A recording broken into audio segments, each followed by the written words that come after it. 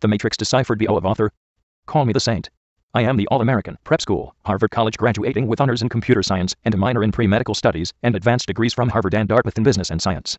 My famous ancestors are President Lincoln, King Duncan of Scotland, and Governor William Bradford, the first governor of Massachusetts. My research interests have been neural networks, virtual reality, and EEG-controlled robotics.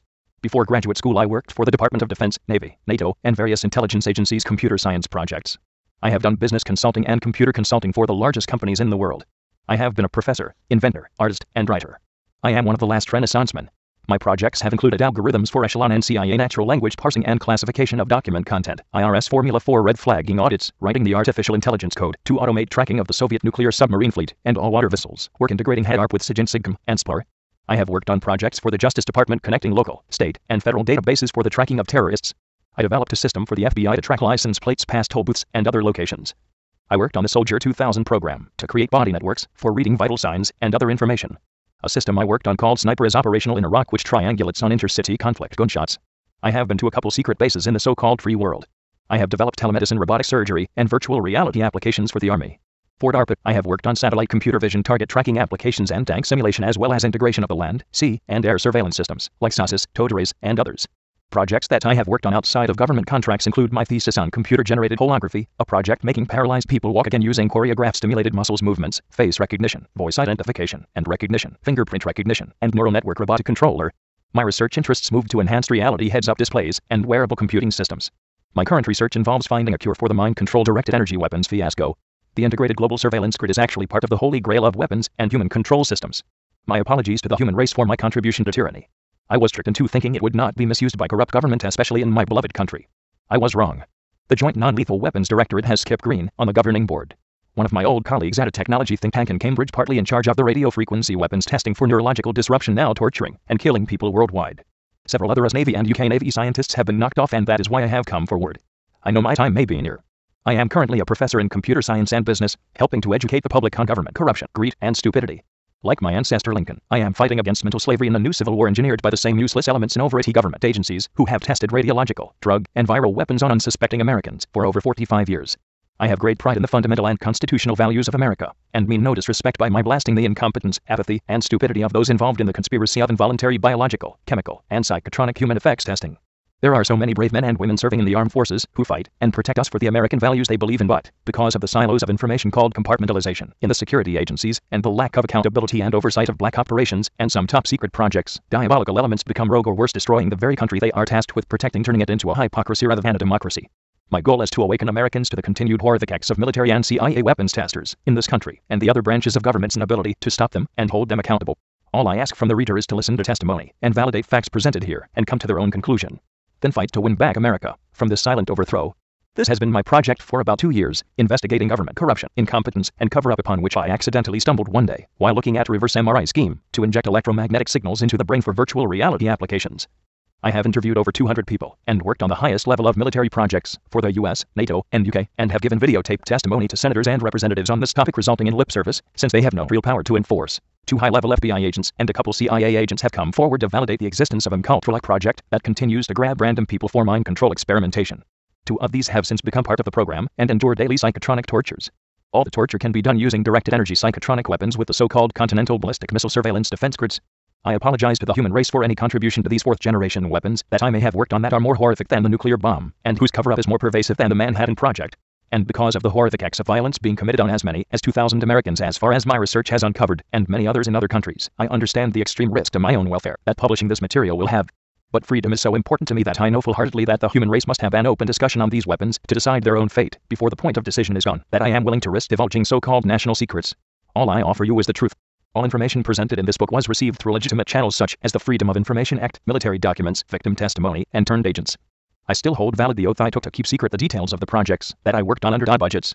The majority of the proceeds of this book will go towards helping the psychotronic experiment survivors and surviving families of those that have perished.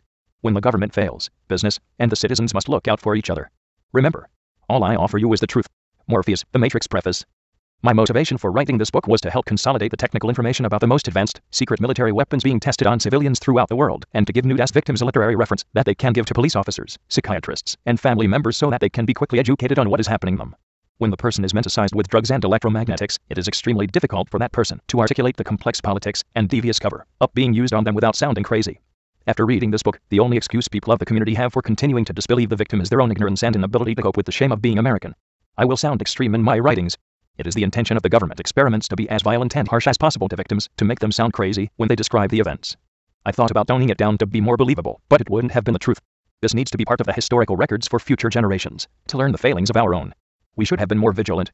The tactics used by the CIA/Department of Defense for massive human experimentation has not changed in 35 years. Acting like a Dr. Jekyll and Mr. Hyde allows them cover and plausible denial, while they cower back into the fringe and shadows of government.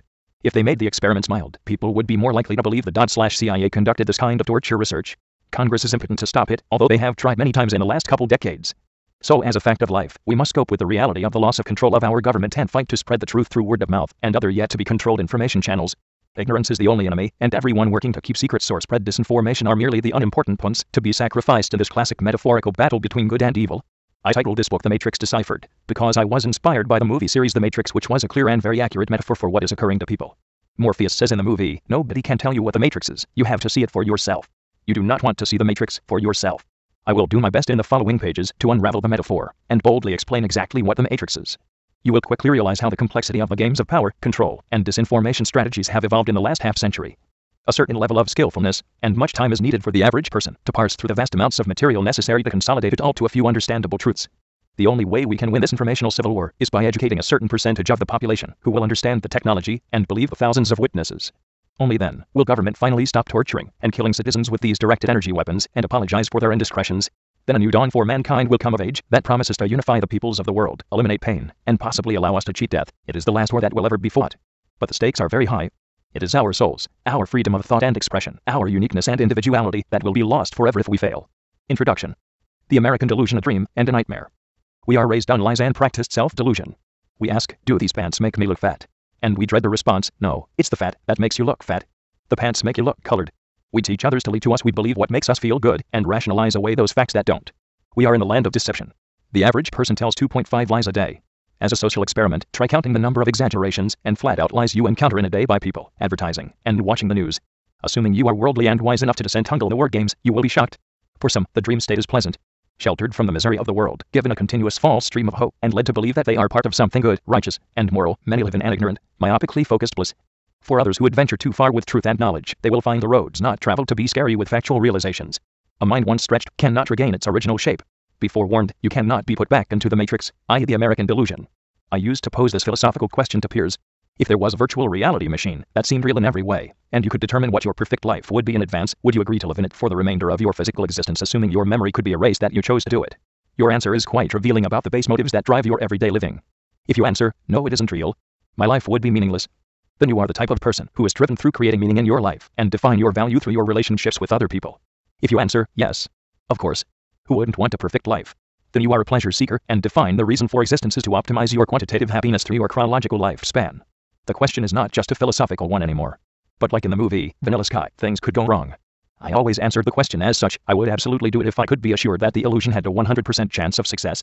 Since nothing is 100% certain, I choose not to, because the letdown would be too great if the program didn't take. There is no such thing as the perfect illusion, especially for the critical eye and mind. The American delusion is just such a virtual reality machine, designed of carefully constructed, psychologically sanctioned thoughts with a wireless high-tech twist. You will probably choose to close a blind eye and hope for the best, as much of the world has. But you will always ask yourself the same old questions. Isn't there something more? What is the meaning? The question is, of course, ill-posed. The question should be, what is meaning? To answer this question, you must let down your guard, eliminate your ego, and let go of all that owns you for a moment. The journey to the truth of our existence is an emotionally rocky one. You will find yourself elated at times, and depressed at other times. When you understand, there will be no emotions at all, just acceptance of it. For this expedition, we will set sail aboard the ship of science. It is a framework of logic and method that has served mankind well since its inception. As your captain on this expedition, I will navigate and guide us while traversing the numerous languages of studies and meld their different vantage points into a single model of reality. The vast sea of human knowledge is separated by barriers of jargon. Once removed, sailing the ocean of understanding is far smoother and direct. All aboard. Prepare for rough seas. First we head to the land of lies. The psychology of deception we will find. Expect to encounter a known beast that has only one large eye. Fight valiantly, and blind the Cyclops. You must always keep your guard up. Wield your weapons of critical reasoning, skepticism, and logic gallantly, and you will defeat the monsters in our journey. Expect the unexpected. We will encounter Medusa in our crossing into the synapse. Be forewarned, this journey is a treacherous one.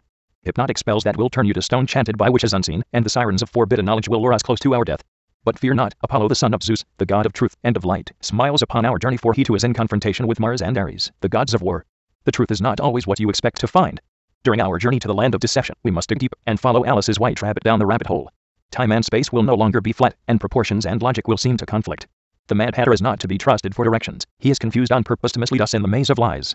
And if that isn't enough of an adventure for you, the Scarecrow, the Tin Man, and the Lion too cross our paths many times. They were not blessed with the brain, heart, or courage by the wizard behind the current of secrecy. In these failings of creatures, we can't triangulate on what we want to be. There is no turning back. We are in search of the promised land. Metaphors and analogy are not to be taken literally. They are direction signs in the crossroads to understanding. Beware of false signs. The little gremlins from the Kremlin and Pentagon put them up to mislead you. You will in time recognize their signature and be able to distinguish the true path from strategic misdirection. Follow the radar light, political power, and defense industry greed, and you will find the trolls that are operatives of the American delusion. We need to cross the valley of death in the beautiful country of California to see the secret weapons development that is there. If I were ruler, I would take California and its people away from the hindrances to cultural progress and set up a separate land with the new breed of enlightened and civilized people. But nay, it can't happen because of an ever-gluttonous growing federal giant leech that covets his power and likes to consume his cattle grazing there. Why must we face these beasts of deception? For they are part of the journey of understanding the hobgoblins of little minds who created the matrix of deception. History and background. Cyber hive minds. In order for us to proceed in our understanding of revolutionizing technology and its capabilities as a weapon, we need to define some concepts and vocabulary. EEG stands for electroencephalogram. It is a representation of the brain's electrical activity. Traditionally, electroencephalograms are gathered through probes placed all around the head. They measure minute electrical differences from each other that are representative of the brain's activity near the probe. A brain map can be inferred from these voltage sensors. EKGs, electrocardiograms, work in exactly the same way to measure the electrical waves from the heart. MEG stands for magnetoencephalogram and similarly measure the magnetic fields created from ion flows in the brain. They have different trade-offs in terms of measuring and locating brain activity. A functional MRI is an active scanning technique used to also measure brain activity in real time as well as its structure. MRI stands for magnetic resonance imaging. It uses magnetic resonance to create photons that are representative of the types of atoms and bonding states they are in. Another sister technology is called ESR, electron spin resonance. I have not seen any hospitals which make use of this technique by creating images from electron spin resonance. Electromagnetic waves are created by a perturbation to electric or magnetic fields that carry information about the states of angular momentum. There are many more brain imaging technologies, but these are the traditional ones. Using probes to collect brain information has limitations beyond just the lack of mobility from the tethered wires attached to the user. It collects electrical information the best at the surface of the brain, but not deep into it. That is why so many probes need to be attached to the head in order to get a more refined picture of activity. I have been studying the human mind for a good portion of my life, from neuroscience to cognitive modeling to artificial intelligence. Here's secret number 1 that has been suppressed by the forces of ignorance in the government. There was a patent that I will keep referring to throughout this book because of the importance of the work. It is published in the appendix. In 1974, Robert Mulich, an employee of Dorn and Margolin Inc., a major defense subcontractor in radar design now owned by Ado Corporation and even larger all-defense contractor in electronic warfare, invented a fairly simple radar device that could read whole brain electrical activity at a large distance. It has the major advantages of no wires and full brain electrical activity analysis, not just points on the skull surface. He discovered and perfected a way to use some simple electromagnetic oscillations anywhere from 100 mHz to 40 GHz to read brain waves by illuminating the brain and its electrical conductance, then reading the return signal. The imaging method observes the changes of frequency resonances, amplitude, and phase which represent the states of neuron depolarization throughout the brain. Secret number 2. But more profoundly, he discovered that he could influence brain waves if precisely timed with a return trading signal. He had no idea that at this moment in history, he had accidentally destroyed democracy as we envision it to be. The military and surveillance community immediately picked up on the patent, and within 2 years had reprogrammed their communications and surveillance satellites and terrestrial phased arrays with the new concepts. The rapid deployment of this technology occurred because it only required software changes in already existing radar, imaging, and communications terrestrial dishes and satellites. Many additional spy satellites have been launched since to bolster the system. So in 1976, on the bicentennial of this great nation, a system called TAMI was born. TAMI is an acronym for Thought Amplifier and Mind Interface. A more invasive Big Brother technology came about before George Orwell's prediction of 1984. Secret number 3. Stealth radar techniques were first recorded by observing the Russian bombardment of the U.S. Embassy in Moscow with microwaves. Using high-power steered phased arrays and focus-directed energy from 2 sources next to each other, one can create nearly undetectable scalar wave or destructive interference at the point of interest. With just a minor energy interaction, the interfering beams bounce back with strong signal-noise ratio to be resolved at the sources again. This allows for any imaging technique to be done from extremely large distances. In effect, it makes distance irrelevant to the detection feature, be it radar, MRI, or ESR imaging. At the same time, the Russians had discovered and were developing similar capabilities. This accelerated the secret arms race that continues to this day. The research and capabilities have come a long way in the last 30 years. Even if one didn't have direct access to the knowledge of surveillance capabilities, one could project out in time 30 years knowing technology developments increase at an exponential rate. At that time, the military demonstrated the capability of reading automobile license plates from satellite images. In order to cover up and not draw attention to mind-reading radar, the whole field of psychic phenomena and paranormal psychology was invented to deceive the civilian populations of what was occurring. The Russians showed their hand when they started bombarding the U.S. Embassy in Moscow with microwaves in the late 60s, and then with the 7 Russian Woodpecker transmitters that began operation in 1976 pointed at the U.S. Unfortunately, due to the nature of this new weapon, many human minds are needed to create the database of specific brain data necessary to increase the effectiveness on a larger and larger population. These are referred to as the cataloging and cloning operations. In this context, cloning does not refer to human cloning, but EEG cloning. Many have misunderstood this fact, and then it was popularized by the TV series X-Files. These cloning operations are what plague the human race today, as every country feels the need to have this weapon that requires torturing and killing many people of their own populations to develop. EEG cloning means to copy someone else's brain waves onto another person. The discovery made by Robert Mulich allows this to be done wirelessly anywhere in the world. A new military division emerged called the Psychic Warfare Unit, initially stationed in the Pentagon, but most likely it was rolled into the Psychological Operations, Electronic Warfare, and Informational Warfare units. Initially this became a great intelligence gathering tool. Psychically spying into other people's minds was an incredible feat. I don't use the term EEG cloning much, because it refers only to the special case of observing a target's mind. That is only one aspect of the technology. Mulich discovered he could influence brain waves just as easily as reading them. So at the other extreme, a psychic warrior can EEG clone his brain waves onto a target. This is symbolized in the movie The Matrix, where the agents take over random citizens' bodies while in pursuit of the heroes. The correct terminology to describe everything in between the two extremes is EEG heterodyning. Heterodyning is an engineering term which means to mix signals. So EEG cloning is just a special case of EEG heterodyning. EEG cyber hive mind is another term used for EEG heterodyning for non-weapons use experiments. These are collectives of people who share one common set of brain waves. They jokingly refer to the process of forcing someone into a collective as borging them, a reference to the evil cyborg civilization from Star Trek. They are studying both the long-term effects of being in this kind of collective mind configuration and how to use it to control, spy through, disable, or kill a target. They also are studying communication and organization without spy gadgets of any kind for synchronized missions. The emerging field which intersects at the physics of psychology is called psychophysics. The dynamics of the mind are well described from neuroscience reductionism. Artificial neural networks have been around for over half a century. But the new challenge is to map exactly the subjective experiences of consciousness to the physics of organic intelligence's informational signal processing, including biochemical and electromagnetic.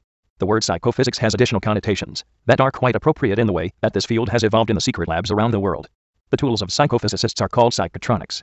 It is this area of research that has given rise to all the conspiracy theories on the New World Order, psychoterrorists, secret societies' involvement, mind control, and satanic cults. Mind control weapons are the holy grail of the ultimate weapon, and has given birth to the world's most notorious sociopathic scientists, which in turn have spawned a generation of the most intense human suffering for weapons testing efficacy the people of this planet have ever endured.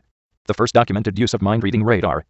In order to reduce the effects from the bombardment of the U.S. Embassy in Moscow with microwaves, they put up microwave screens on the windows of the building. Oddly enough, this actually had the opposite effect of increasing the microwave intensity inside. The only way this can happen is if interferometry was being used on the embassy. If you block a path of the interfering/heterodyning wave fronts, you can lessen the destructive interference pattern, thereby increasing the measurable energy. This was the first documented use of so-called scalar weapons. Lured by the sirens of truth. True nobility is exempt from fear. King Henry VI, Parti Active, c. My story. Some people will feel that it is an appropriate irony that the worldwide surveillance and obviously integrated psychotronic directed energy systems should be used on me, since I ignorantly participated in building cogs for the subsystems of the machine, like the Jews who dug their own graves in the Nazi Holocaust. But I assure you that I am not alone. Indeed, most scientists and engineers working on DOD projects have no idea how the pieces ultimately fit together and how the system, as a whole, will be misused. Welcome to hell. 2 people on different days walked by me and said, "You are going to have a psychotic break. You are a psychopath." The first time it happened, I assumed the person was talking on a cell phone, and I didn't see the headset. I was happy, relaxed, and doing what I love to do: invent, socialize, write, and learn. Life was good. On October 31st, 2004, Halloween, the spooks came out. I felt a little strange after waking up from a nap and feeling groggy, which didn't go away for the entire day. The synthetic telepathy began. As clear as a cell phone call, I was talking aloud, and one main speaker with 3 other people on the other end of the conversation would reply. Rather than being frightened, I thought someone like my neighbors were pranking me using a technology called ultrasonic heterodyning, not very well known in the United States, except as a weapon made by American Technology Corporation, but used in vending machines in Japan.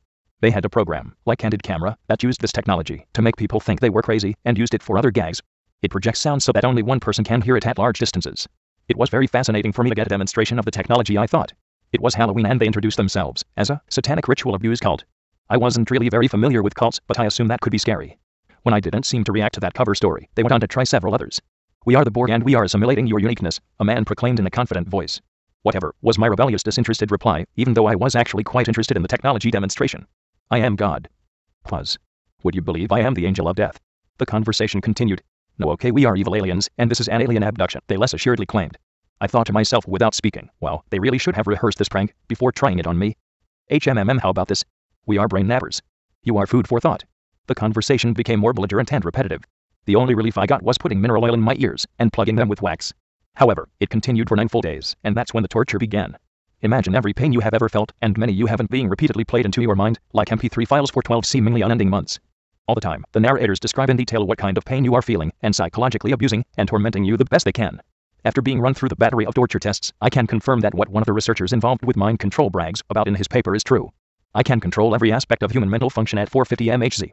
These tortures and experiments easily stole 35 years of my life, or more. Colonels involved with the EG heterodyning weapon claim they have demonstrated its lethality many times. I have since identified many people they have killed in this way. I developed quite a rapport with the mind control weapons testers. Our conversations became more half-hearted and honest. Agents asked, "Can you get close to the president? Would you kill him for us? We just have to get you to say that aloud to people, to make them think you are insane and dangerous. We usually can get people locked up in an insane wing at a hospital by the first month, or commit a crime through their bodies. We need you to discredit yourself. Do you have any ideas?" My reply: I don't think you need to do anything. The technology is too unbelievable for most to comprehend, and your brutality on so many citizens will be enough for the majority of people to be skeptical and tune out. Agents, can't you just tell people that the Russians, Chinese, or the FBI is behind it? I reply, what else do you have to choose from? Agents, those are the only scripts we've been trained on. We are big, powerful psychic warriors, and you should fear us and do what we say. If you kill your father, we will let you go. You've got to commit some crime to discredit your testimony. We need blackmail, something. Nobody is as perfect as you. Who are you, fucking Jesus? I prophetically declare, no, I'm not even religious, but if I can perform 3 miracles, expose your long history of crimes against humanity, find defenses against the weapon, and help usher in a new scientific era, I would be a saint. An eye is upon you, Freemason symbolism, the total integrated global surveillance network. How do the ionospheric heaters such as those based in Alaska, Puerto Rico, Colorado, and Brazil image the Earth in astronomically small detail? From now on I will call the ionospheric heaters ground-based imaging and directed energy systems. Once again, the devil of destruction Don has purposefully misnamed these systems to mislead the public and Congress as to their real uses and intentions. By using the concave mirror effect of the reflection off the Earth's upper atmosphere, these giant phased arrays can see the smallest energy anywhere within their purview, and direct the energy back the same way. These directed energy phased array systems are often many miles wide. Imagine what one would see if the sky were a giant mirror. It would amplify points on Earth, like a cosmetic mirror does for your face. Now add another lens, like a telescope, and you can see even more microscopic elements. And like what had to be done to fix the Hubble telescope with a misshapen lens, the imperfections of the atmosphere can be compensated for to get a clearer picture. Directing energy to a spot on Earth would be like focusing a magnifying glass on an antiburnet with the sun's energy. The people look like ants to these dishonorable, insignificant men playing God at a distance. Insert picture of mirror in the sky. To instinctively get a sense of what one would see if they had an eyeball as big as the head-arp array and could see electromagnetic waves in the HF through UHF range, let's look up at the ionospheric mirror. We can see almost of the way around the world in any direction, and because of our huge eye and the magnifying effect of the mirror, we can see microscopic properties only limited in spatial resolution by the highest frequency that we can see, but only limited in the energy resolution by the sensitivity and noise filtering algorithms. If there was a person at the point of observation looking back through a telescope, assuming that visible light reflected off the ionosphere, he would see a giant eye looking back at him. So this ionospheric mirror is very important to the death machine. Finding ways to shake, distort, heat, ripple, or disrupt it so they can't continue operating the virtual hell they have built would be a good goal for the humans. Show ray tracing image of sky as mirroring Earth.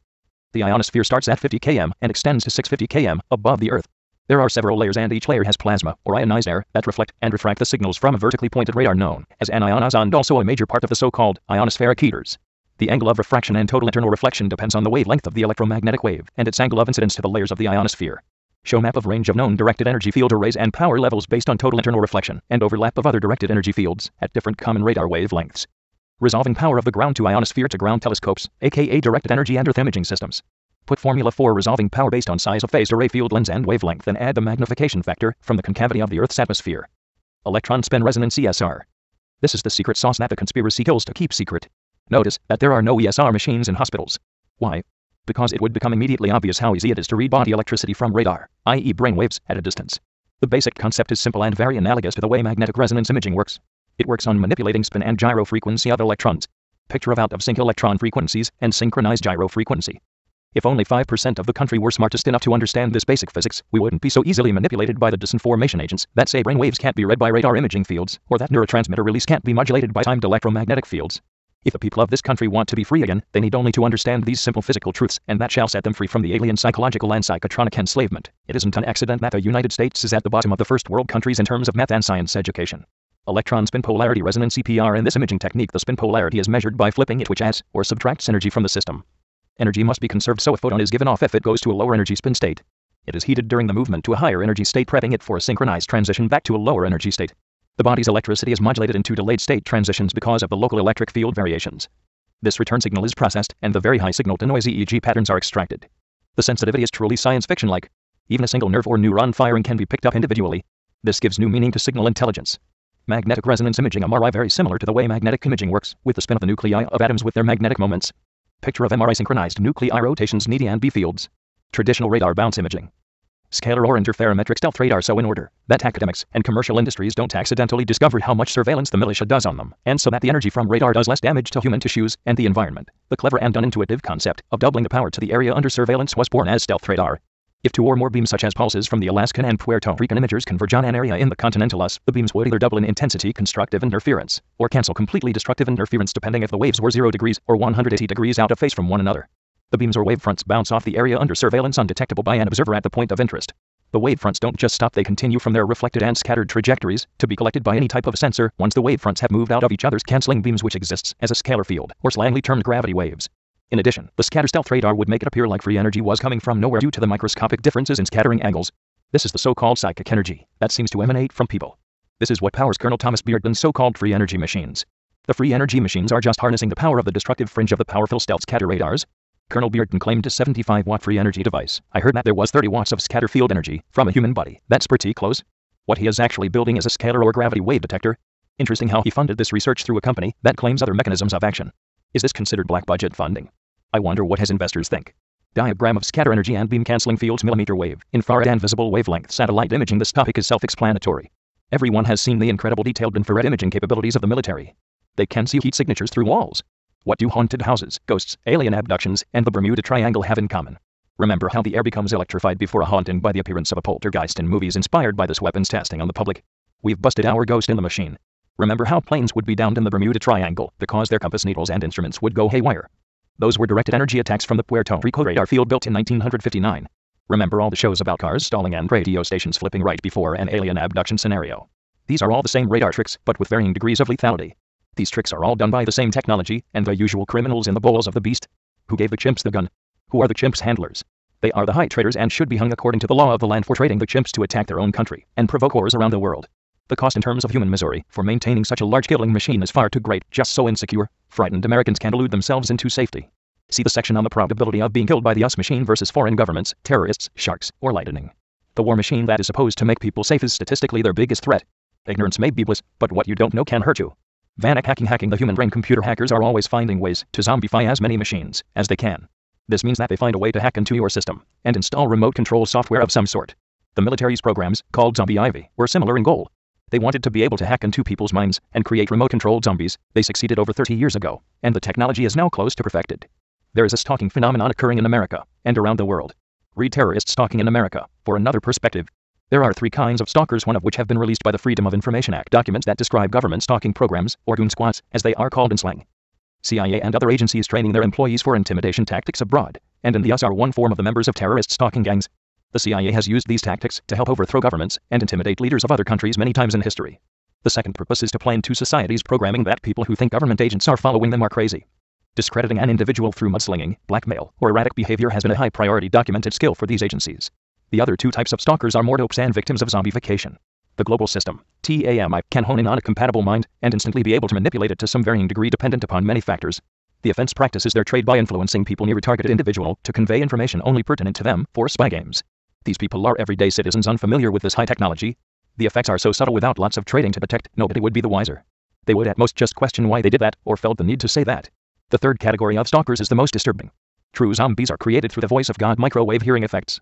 Some people become complete believers that God is talking to them and telling them what to do, be it follow someone or kill on command. John Lennon's killer claimed voices kept saying do it over and over again. TAMI came online in 1976, and John Lennon was killed in 1980. The culture around those people in the US that are stalked, tortured, intimidated, or harassed by federal agencies can be funny at times. The stalkers that are practicing their childish cloak and dagger games, targeted individuals call zombieloids, and US agent slur derived from the secret zombie programs, and mongoloid, since the term spook has been overused. Monitoring of life signs and psychic Star Wars defenses. So almost every human is monitored and tracked by various integrated technologies.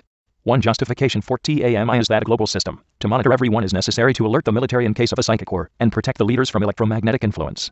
But of course in reality it is used for the exact opposite purpose. Uniqueness of heartbeat and breathing patterns list patents.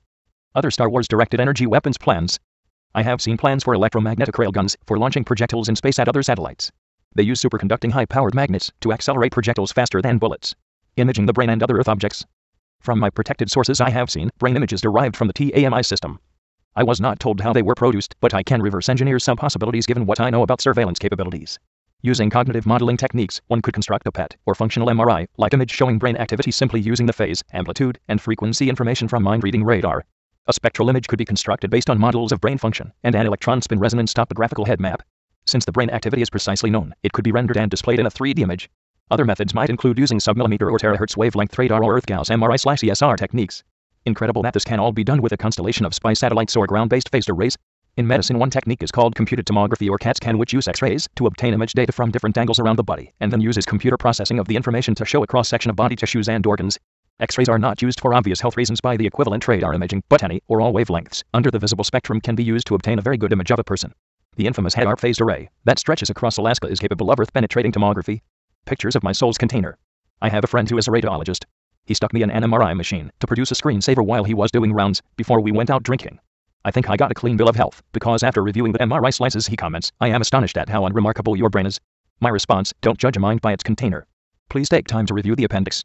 There is a document on imaging meteors the size of baseballs with a Puerto Rico phased array radar grid using scatter radar and ion spectra absorption, called the head echo effect. You'll understand the relevance.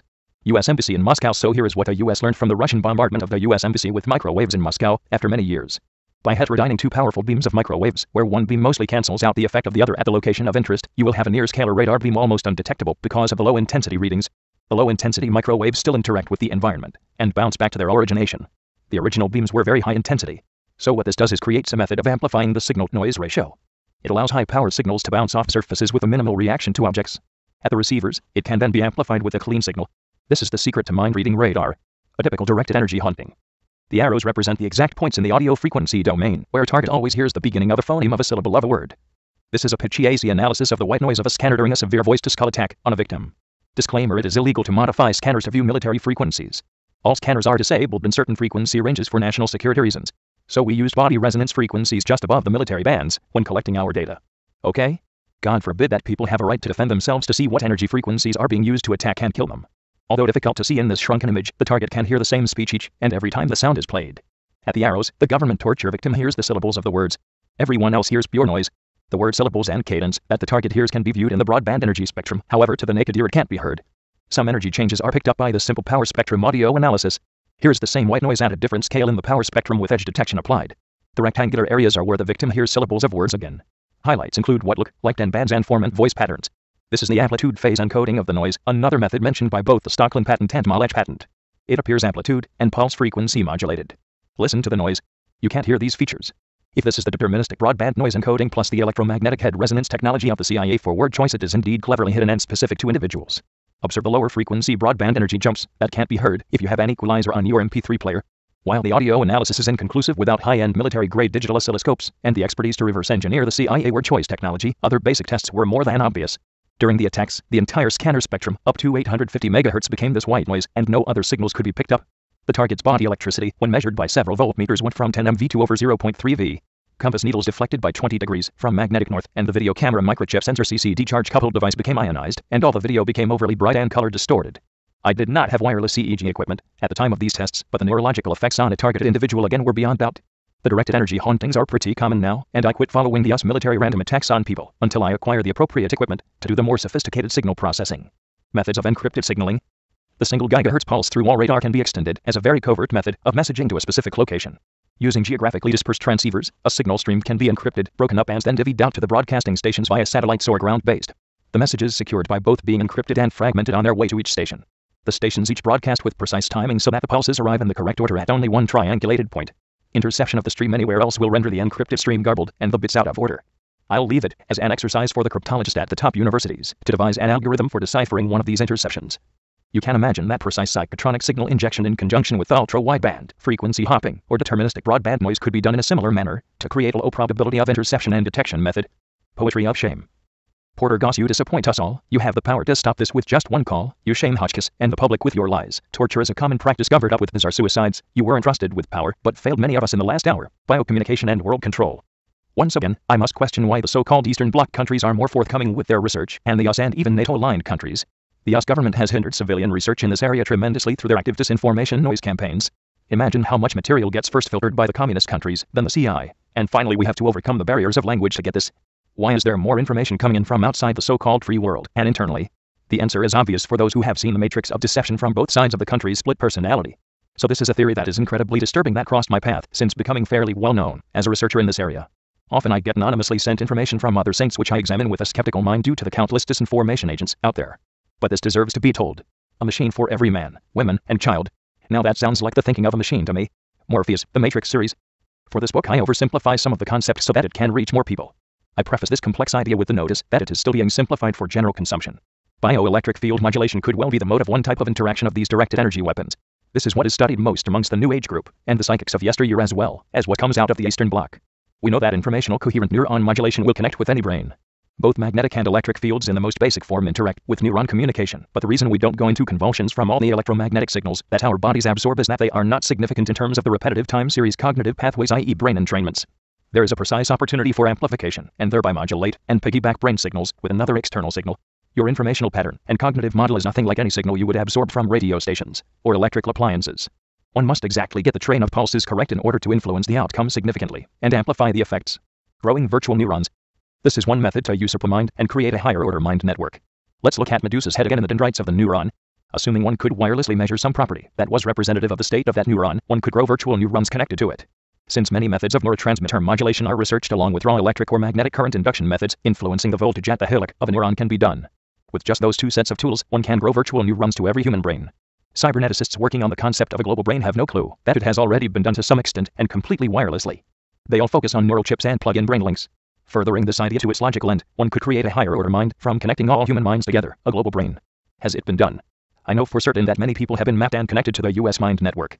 Whether that is just for current and future use as spy and control conduits, or whether this large collection of minds has been or is being integrated is unknown to me. Certainly hive minds with 2 to 6 people are being created and tested in the thousands of cells. Whether those cells are somehow connected to each other through a collective hive mind switchboard is also unknown. The virtual neurons can be of a self-organizing type, example in other human brain, or computed neurons. Or they could be non-adapting virtual neurons used to force new thought processes and program thought pathways, neural programming. The possibilities are mind-blowing. You can see how even men of strong character would eventually become corrupted by this power. Once the target brain unbeknownst to them has adapted and incorporated the virtual network, i.e. the modulated brain signals, anything can be done with their soul. Like in the movie The Matrix, if you pull the plug on their brain link before they escape to an exit, they would lose their mind, figuratively and literally. Similarly, the new self-organized configuration is reliant on the virtual neurons.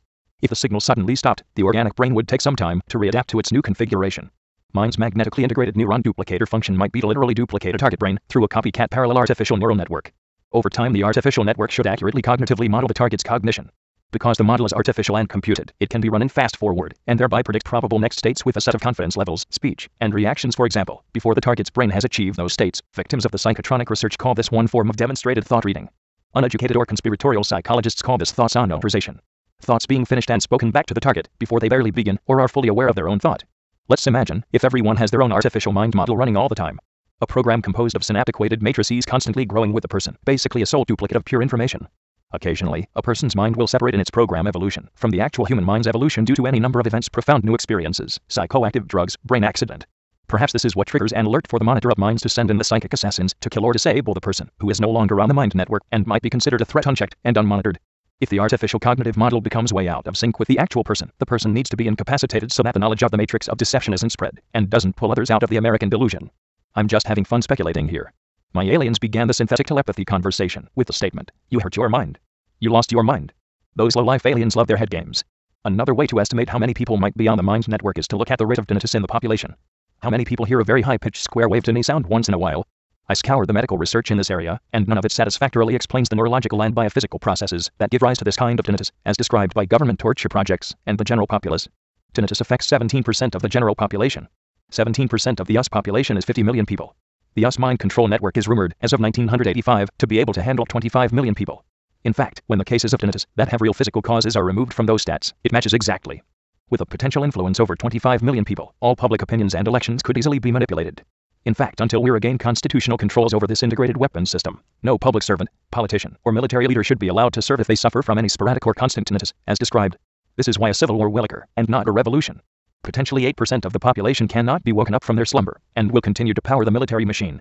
A neurally linked person on the mind network becomes reliant on the extra energy that amplifies their neural circuits.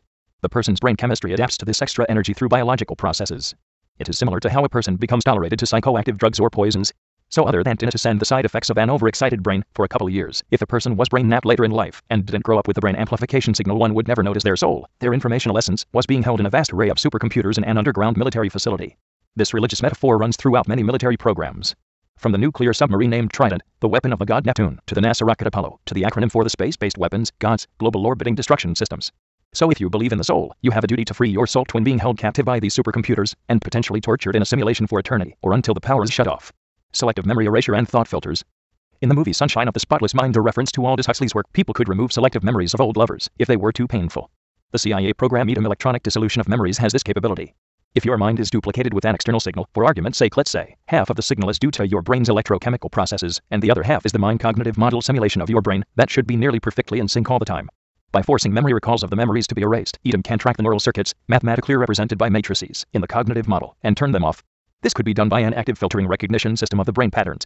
If the person begins to recall a filtered memory, or have a non-government sanctioned thought, then the filter dampens that mental process in the mind model. Since half of the signal that your brain adapted to is dependent on the external mind model running in sync, your brain pathways won't have the energy necessary to further induct neural groups to reach full consciousness. Another way to put it is that thoughts acts like they have a momentum and inertia. Take away some of the momentum, and the thought can't get over the next hill. Sisyphus was condemned to repeatedly push a rock uphill for eternity because he revealed the designs of the gods to mortals. This is nice metaphor as to how thoughts are dampened and can't reach awareness.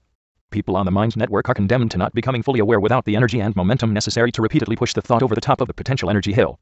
For example, how the US shadow government has killed more people by keeping this technology secret than all the previous US wars since the beginning of this nation. Let's look at how EDM can be used for smoking cessation. Let's forget about hypnosis, neurolinguistic programming, and aversion therapy techniques for this thought experiment.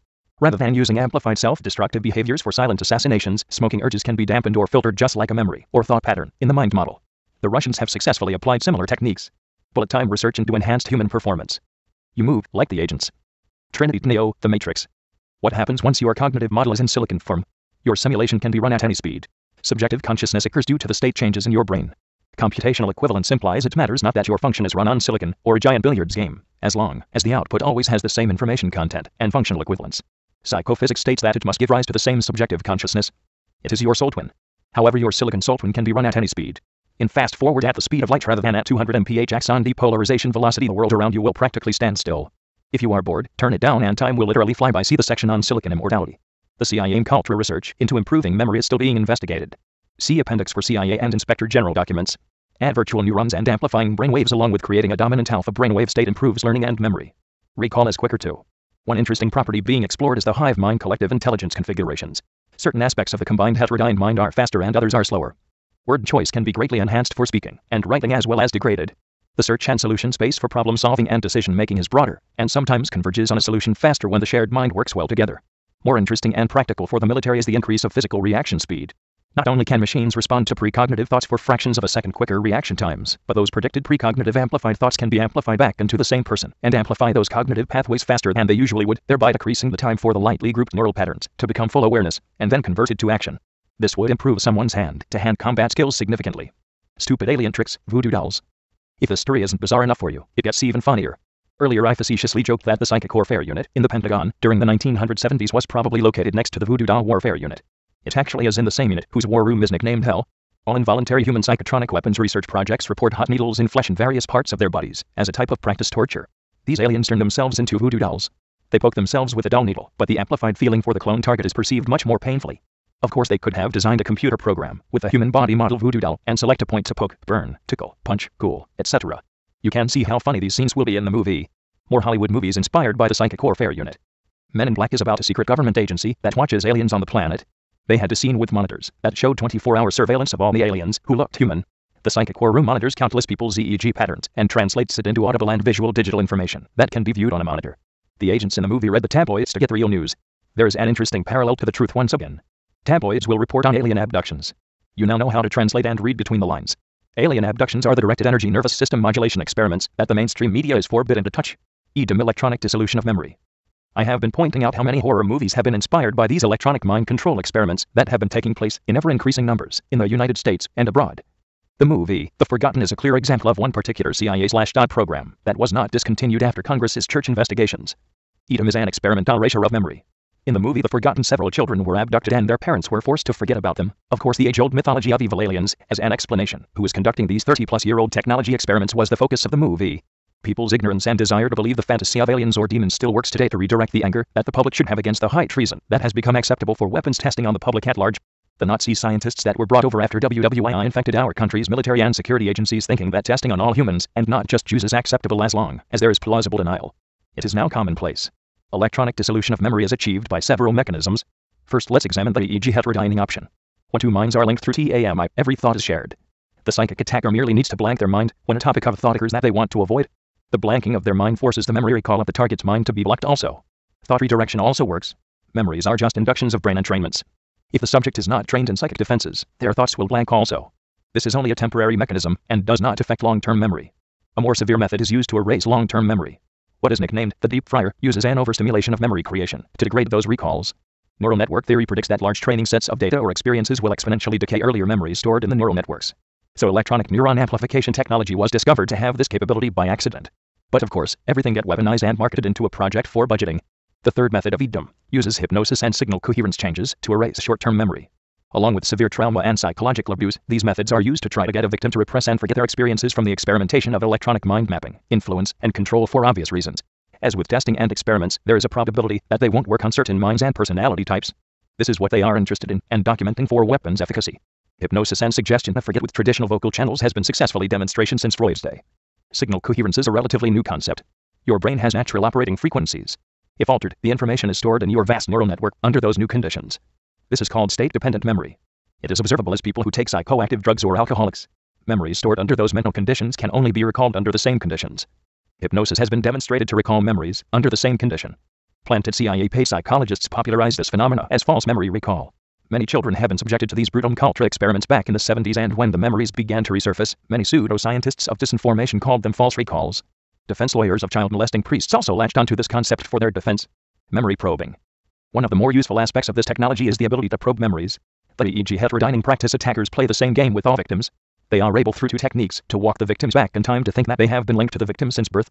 Since the capabilities of remote neural stimulation are nearly identical to electrical probes in the brain, a random neural stimulation will trigger memories. This is not used for targeted memory recall, but rather for finding and recording memory anchors for further investigation. Those memories are used through synthetic telepathy conversations to make the target remember other connected events. Of course, direct vocal interrogation techniques can achieve the same results. Over time, this process is effective to get a complete profile of a person's life. Another tangential method used in connection with interrogations is an injected guilt signal. This forces memory recalls in conjunction with a specific memory anchor. So if you feel guilty about some particular memory, those additional memories will surface. And the last method used in these psychic games is more incredible. While the databases storing mental activity are impressive, they still don't have the ability to record every human's brain activity continuously for later parsing. They instead sample activity in time and save it. They only have clips of a particular mind throughout their life, stored for later review. This cuts down on the 1.4 terabytes per second collective human geopsyche throughput that would be required. 1.4 terabytes x 31,536,000 seconds in a year equals 44,150 petabytes per year. The capabilities of computer storage will reach that soon enough for DAW budgets. So reviewing a particular target's brainwave clips allows them to appear like they have been with the subject of experiment for their entire life through demonstration of knowledge of earlier events. This brings up the topic of criminal law. Think about how we could perfectly convict crimes against other people. In the movie Minority Report, their society is able to prevent all premeditated violence. Only crimes of passion continue to be unstoppable. What a shame our government keeps this technology secret for pathetic military and spy uses. Secret psychotronic mind prisons. Poem of secret psychotronic mind prisons. I am drowning in the sea of lies, plausible denial of bizarre suicides. The cowards that currently rule kick me in the head like mule. What greater good is there than truth? Triangulate on it with longitude and azimuth. Whilst I read in my mental jail, I'll tell you my tale. It begins in the .dot archives, about a mind control tool, discovered, in my youth, while drinking a pint of ale. Secret psychotronic concentration camps. Ye shall know the truth, and the truth shall make you free. Bible, John 8:32. It is also on the CIA plaque outside Langley. What is it like to be in a mind-controlled prison? Here's one form it takes through neuronal amplification technology. Your strange attractors of thought become like black holes with their pull, and before you can even realize, you are stuck in the ruts of some else's thoughts. Errors, fears, pain, and speculations are amplified to their extreme. It is dysfunctional, and not the way evolution intended it. Truly the most dishonorable, pathetic, and grotesque weapon ever conceived by the minds of the monsters on the CIA payroll. Be ashamed, be very ashamed. Your tax dollars were used to deceive you. For others it is a journey into madness, but for the majority of people it is just a hypnotic, apathetic case. This technology allows for personalized hells for people to suffer in their own private purgatory. What is the Achilles heel of worldwide mind control, torture, and silent assassinations? I believe we can shoot these fake gods in their antennas. Twist on space and knock out the communication systems that house the killing signals. Superconductors, I believe, are the shields we must develop against their irresponsibly and traitorously directed beams of death. And of course, if we can remove the spell that hypnosis has put the American people under, we can awaken the great sleeping giant to join our battle.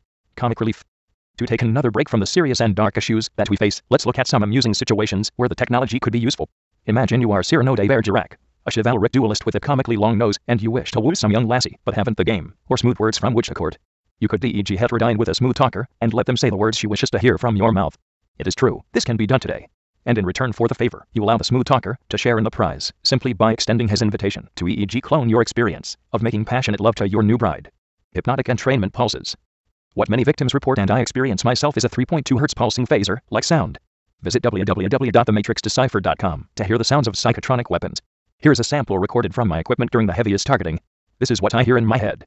There are several pulsed frequencies that are heard by victims, but many can only perceive a constant synthetic dulce hum named after a town in New Mexico where the citizens suddenly got nosebleeds and heard tinnitus while the military was testing radio frequency weapons on it. I reconstructed many of the waveforms to exactly duplicate the energy signals being perceived as auditory stimuli and was able to capture others with scanner equipment. But the most prominent one is the 3.2 Hz continuous Star Trek-like phaser warbling sound. It exactly correlates with a slight flashing perception in the visual cortex. So one hears the phaser sound as loud as a 90 decibel speaker system, with a stroboscopic visual effect in synchrony, while in a completely silent room. There is also a 10 Hz information pulse train in connection with the visual cortex. This has been more difficult to elucidate. It seems to be the brain bandwidth of the mental impressions per second. It appears to have a sliding window in a continuous stream of cognitive messaging necessary to force synchronized brain entrainments and amplify particular neural pathways. You can think of this like a Matrix movie, where only mental frames need to be presented in order to walk a brain through a perception of continuity both for visual images and pulsed audiograms.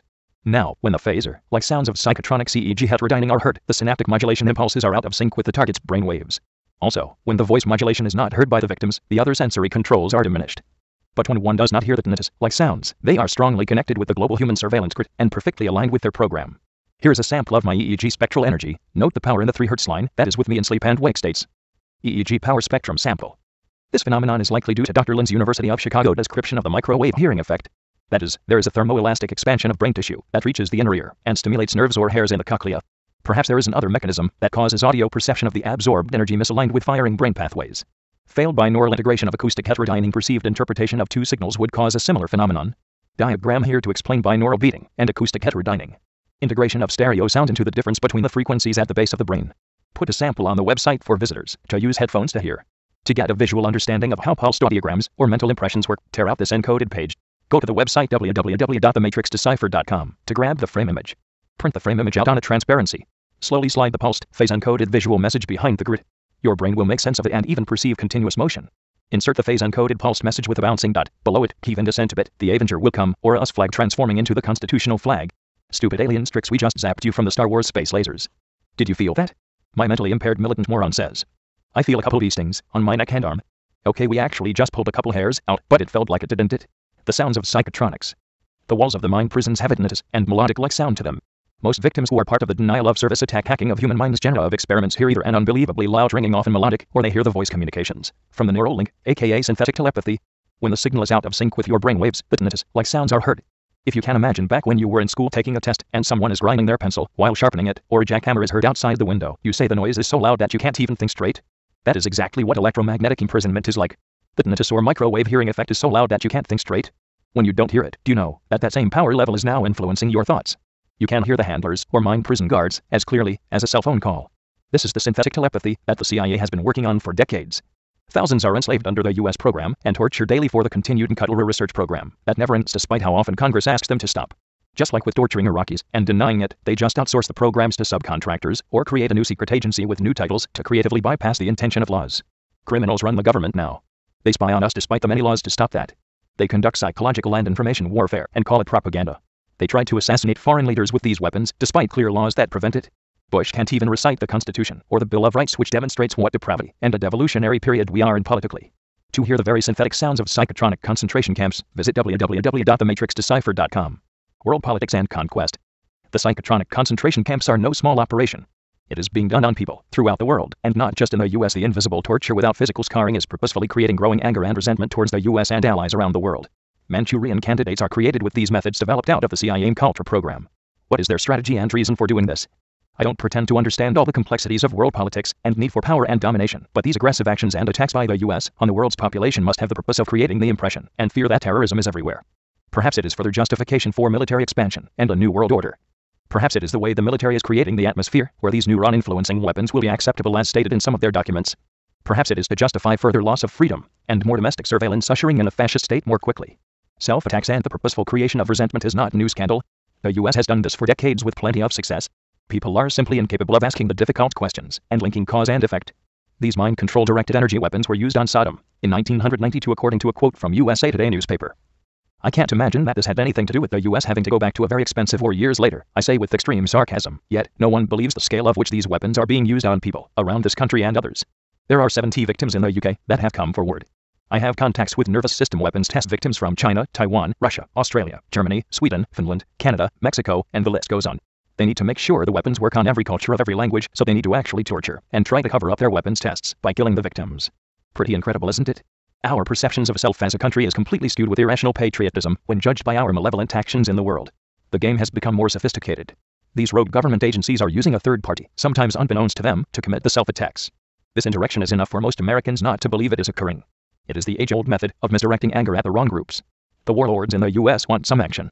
Why is the media too cowardly to cover this important topic? Why won't they dig deep? Are the science and politics too complicated for them to put in a news bite? Is it too scary for people to cope with?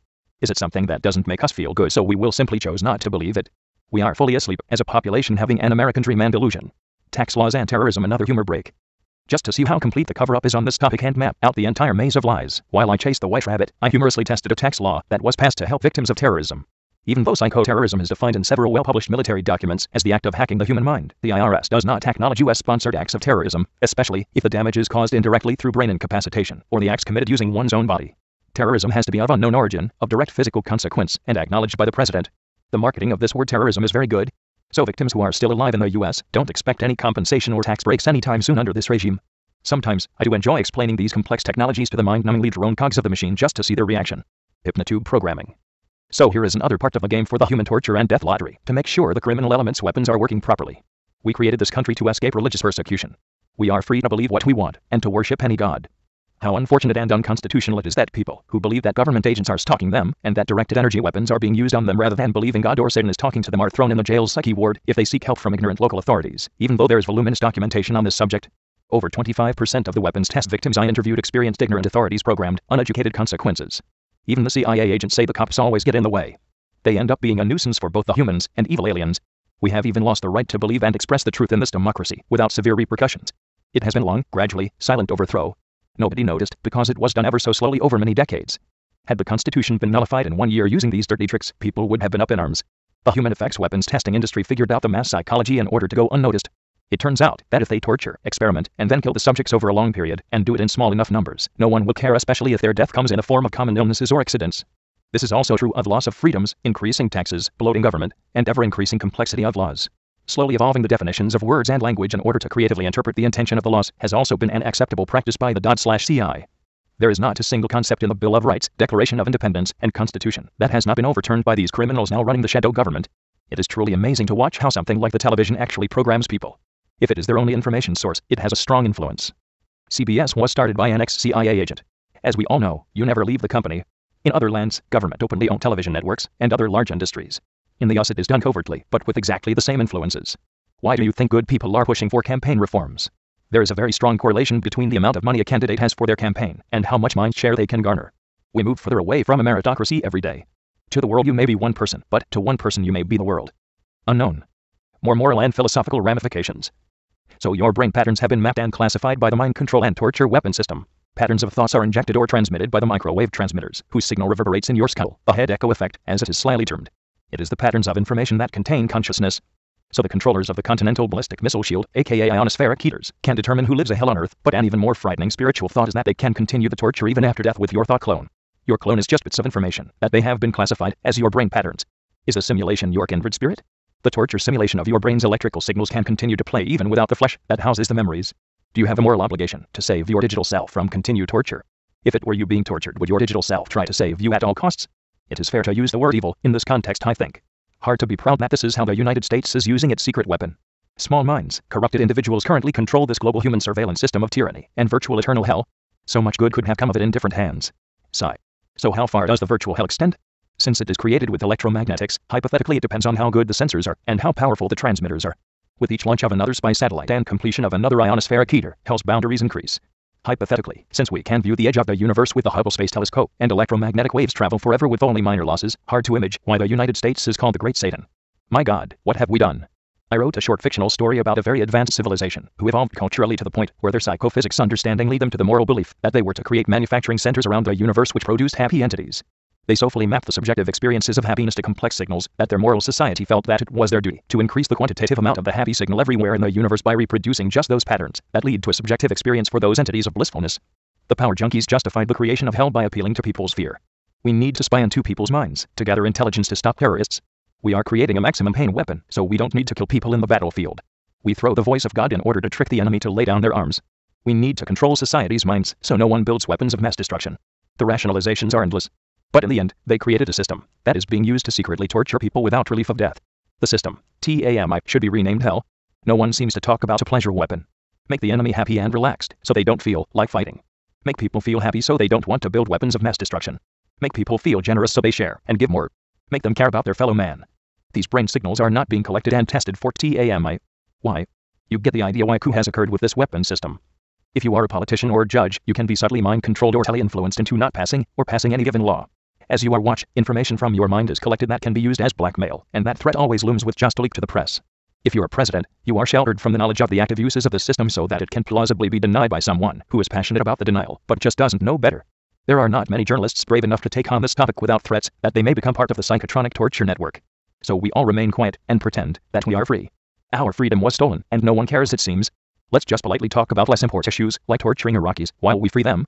That will keep our minds off the depressing reality of our own situation. Every attempt by Congress to stop military and CIA weapons testing on civilians has been shut down. Every attempt to make mind control and neurological weapons banned from space has been squelched. They will not stop expanding hell's reach. The temptation of the power is too great for any mortal man or nation to resist. Our forefathers had a dream of a free world. They could not anticipate the rise of rogue government elements to power and a mind control system called TAMI. That dream is gone from us now. The psychology of deception. Cowardly New World. Ye shall know the truth and the truth shall make you mad. Aldous Huxley, author of Brave New World. Fear is the best motivator. Make people afraid of a nuclear attack at any time by the Russians. They will approve of massive dollars to be spent on Star Wars defenses. Make the people afraid of ethnicities who wear turbans, and they will approve of huge budgets for homeland defense to fight terrorism and be willing to give up some freedoms. Nothing goes into the patent office without the military looking at its potential as a weapon. The absurd extremes the dot goes to staying ahead on weapons development has probably at some point in their history had them set up a lab dedicated to stabbing animals with writing instruments to test the axiom of whether the pen is mightier than the sword. Humans are cheaper than robots according to Pentagon documents. That is why we still send soldiers into battle. This philosophy is also prevalent in their weapons development. Human costs and misery do not appear in DOD proposals and bottom line figures. We are cost-free to be slaughtered like cattle for weapons development. The disinformation age and the art of deception. Gracchus, he will bring them death, and they will love him for it. Gracchus, fear and wonder, a powerful combination. Gaius, you really think people are going to be seduced by that? Gracchus, I think he knows what Rome is. Rome is the mob. Conjure magic for them, and they'll be distracted. Take away their freedom and still they'll roar. The beating heart of Rome is not the marble of the Senate, it's the sand of the Colosseum. He'll bring them death, and they will love him for it. Gladiator. Government deception programs. INSCOM is the division that furthers strategic deception and has been hard at work with the UFO and paranormal research communities. Uncle Sam wants you, stupid and ignorant. President Clinton was apologizing for military/CIA experiments conducted on black people on whom were unknowing participants in a syphilis study. They were purposefully not treated to observe the progression of the disease. 26 died. Similar experiments were done with herpes and other diseases. At the same time, Clinton is apologizing for other presidents who did not leash their dogs of war. He and his military were involved in ramping up human torture experimentation trials with nervous system disruptor weapons. Similar episodes occurred with Bush Sr. and Jr. It is the American way to experiment, torture, and kill randomly selected citizens to keep up with military weapons statistics data, and then have presidents apologize when the information is released 20 to 30 years later. Nothing will change, and we should come to grips with it as a nation. This is the unspoken death lottery the military holds, because they aren't smart enough to come up with other solutions. We have to do it, because the Russians are testing remote control heart attack weapons. We must sacrifice a few to understand the weapon's capabilities, is the softly spoken military view. What it is to be American. This book has been translated into 12 languages. If you are lucky enough not to be American, when I use the word we, I mean us Americans.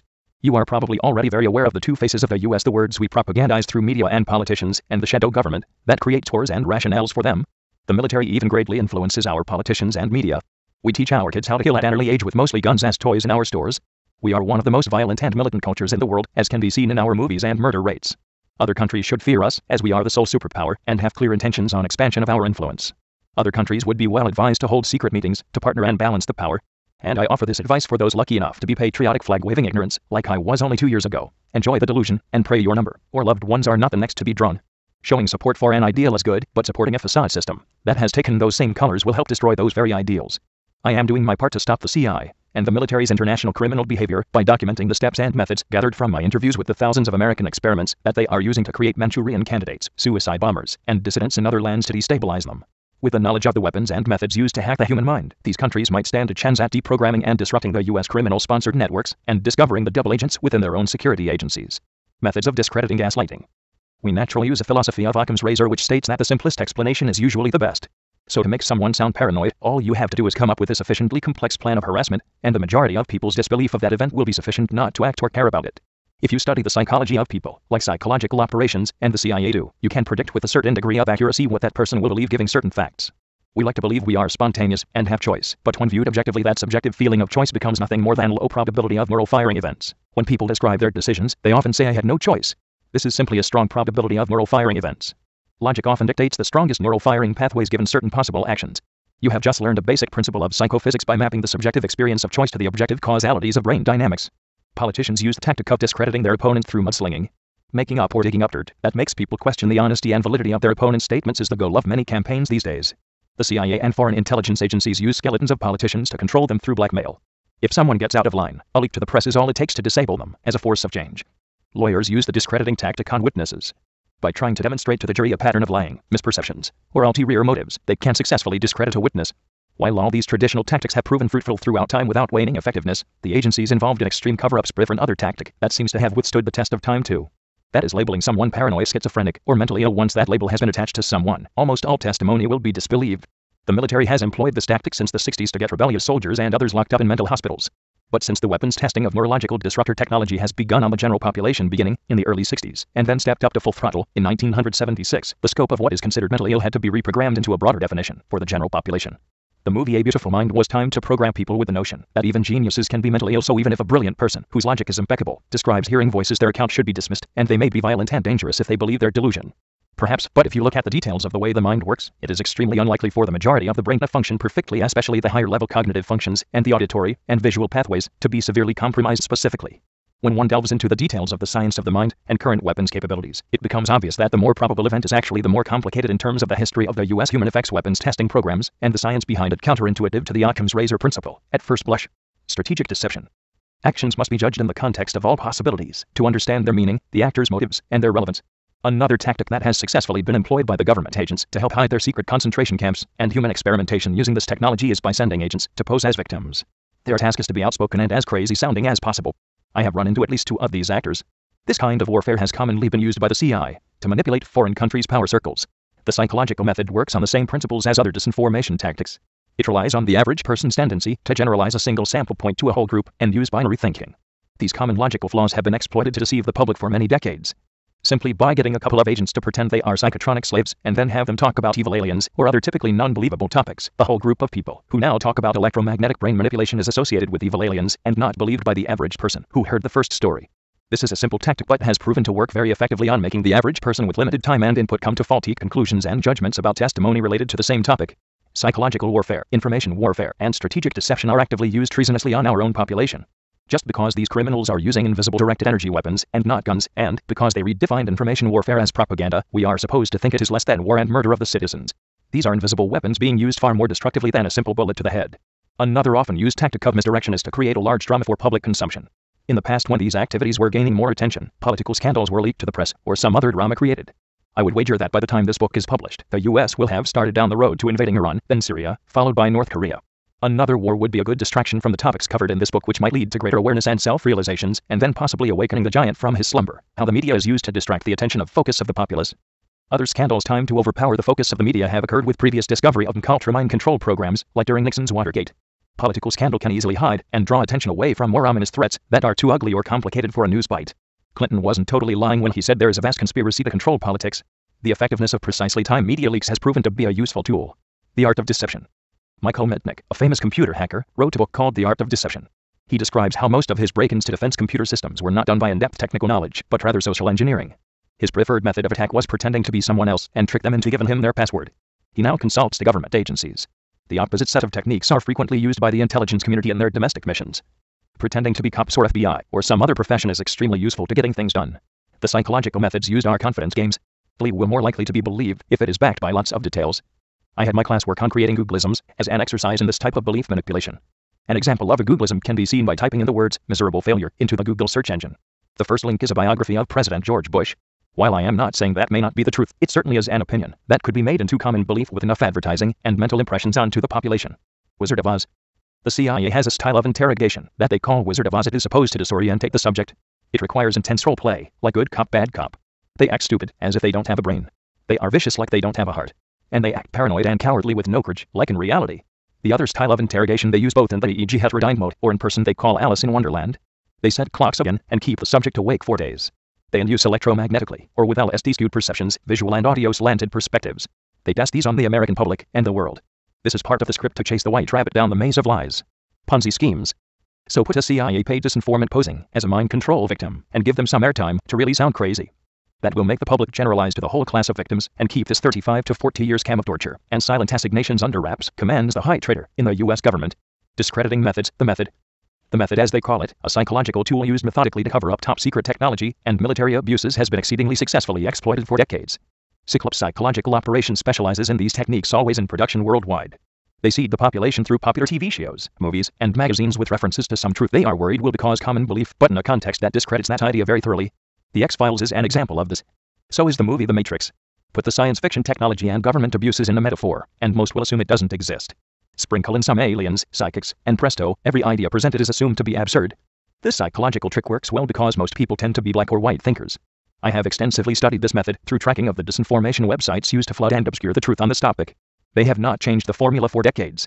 I still want to interview the Wachowski brothers and Ms. Stewart, the writers of The Matrix, to find out how they got such an accurate metaphor for the capabilities of RHIC and EEG heterodyning technologies. Was the story EEG heterodyned into Ms. Stewart so that it would be used to discredit the technology as science fiction by Hollywood, or were they given an anonymous script by a CIA agent? Additionally, I want to know what inspired the writers of the X-Files. If you listen to the hidden track on the X-Files album, they speak about cloning and cataloging operations and orders taken from a man named Striegald. EEG heterodyning has also been called EEG cloning. The CIA has been cataloging the variations of brains for decades for the personality profile database that I was told by B.F. Skinner in class was kept in Colorado. Striegald was a German scientist who died in the 70s involved with psychotronic research. Finally, the last important movie used to seed the popular beliefs of the masses was The Beautiful Mind. It is a story how a genius Nobel Prize winner, Nash, became paranoid schizophrenic, but at times dangerous, because of his delusions.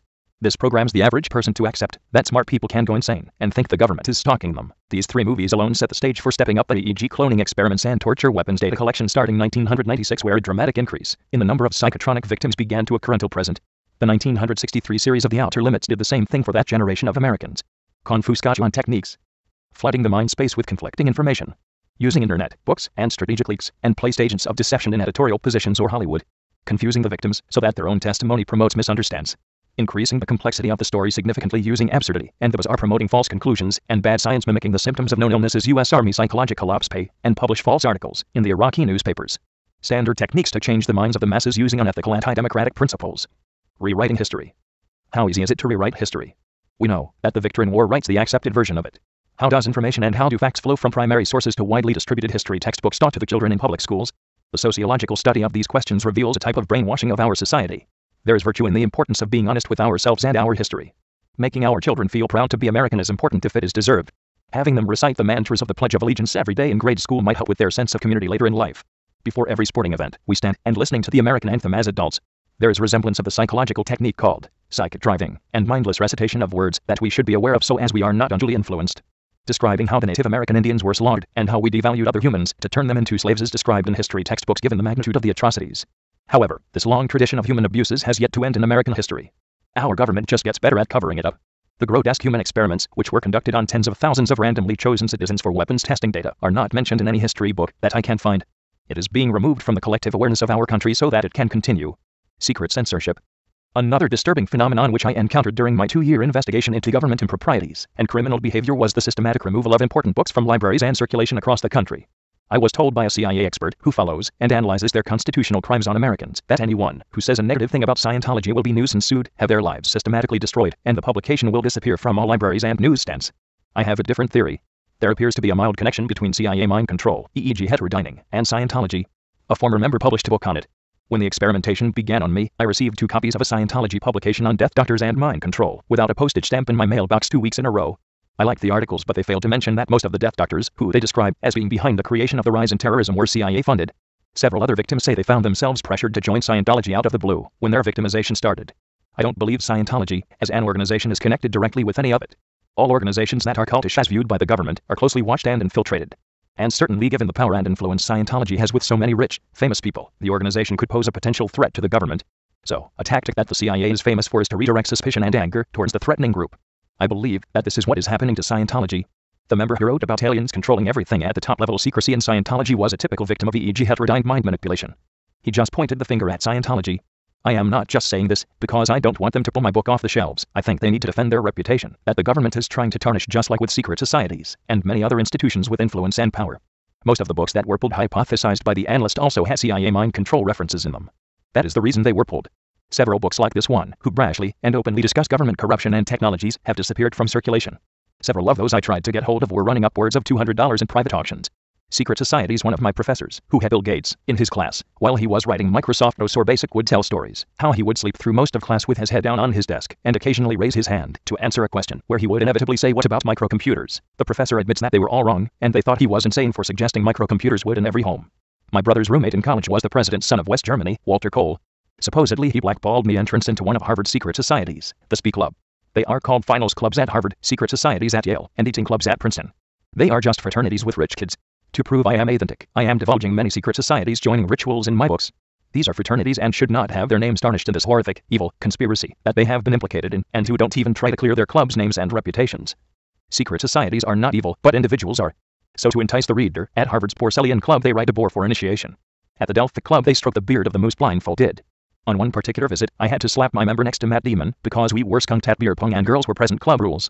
I've been in Yale's Skull and Bones Club after a Harvard/Yale football game. For initiation they sleep in a coffin next to a human head, as what Bush and others have done.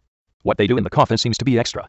So in my next book, I will divulge every secret society's initiation ritual, both to bring up tension and exonerate them as being culpable and conspiratorial of being behind the world's torture, and to alert them that nothing is sacred anymore. America's heritage and pride is being destroyed by these cretins holding the weapons and keeping secrets from those most noble and honorable to lead them. I was passed a profile that listed the surveillance these secret societies were under. I assume this kind of information has spawned the plethora of conspiracy theory behind them. Mind-reading radar and EEG heterodyning has been spying into the minds of everyone in their most intimate moments.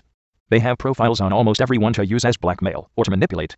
Just to give the reader a truer perspective, and to diminishing the unjustified royalty image the wealthy and celebrity enjoy from the masses, who often worship them, I will reiterate a couple stories conveyed to me during my years just after graduate school at Harvard.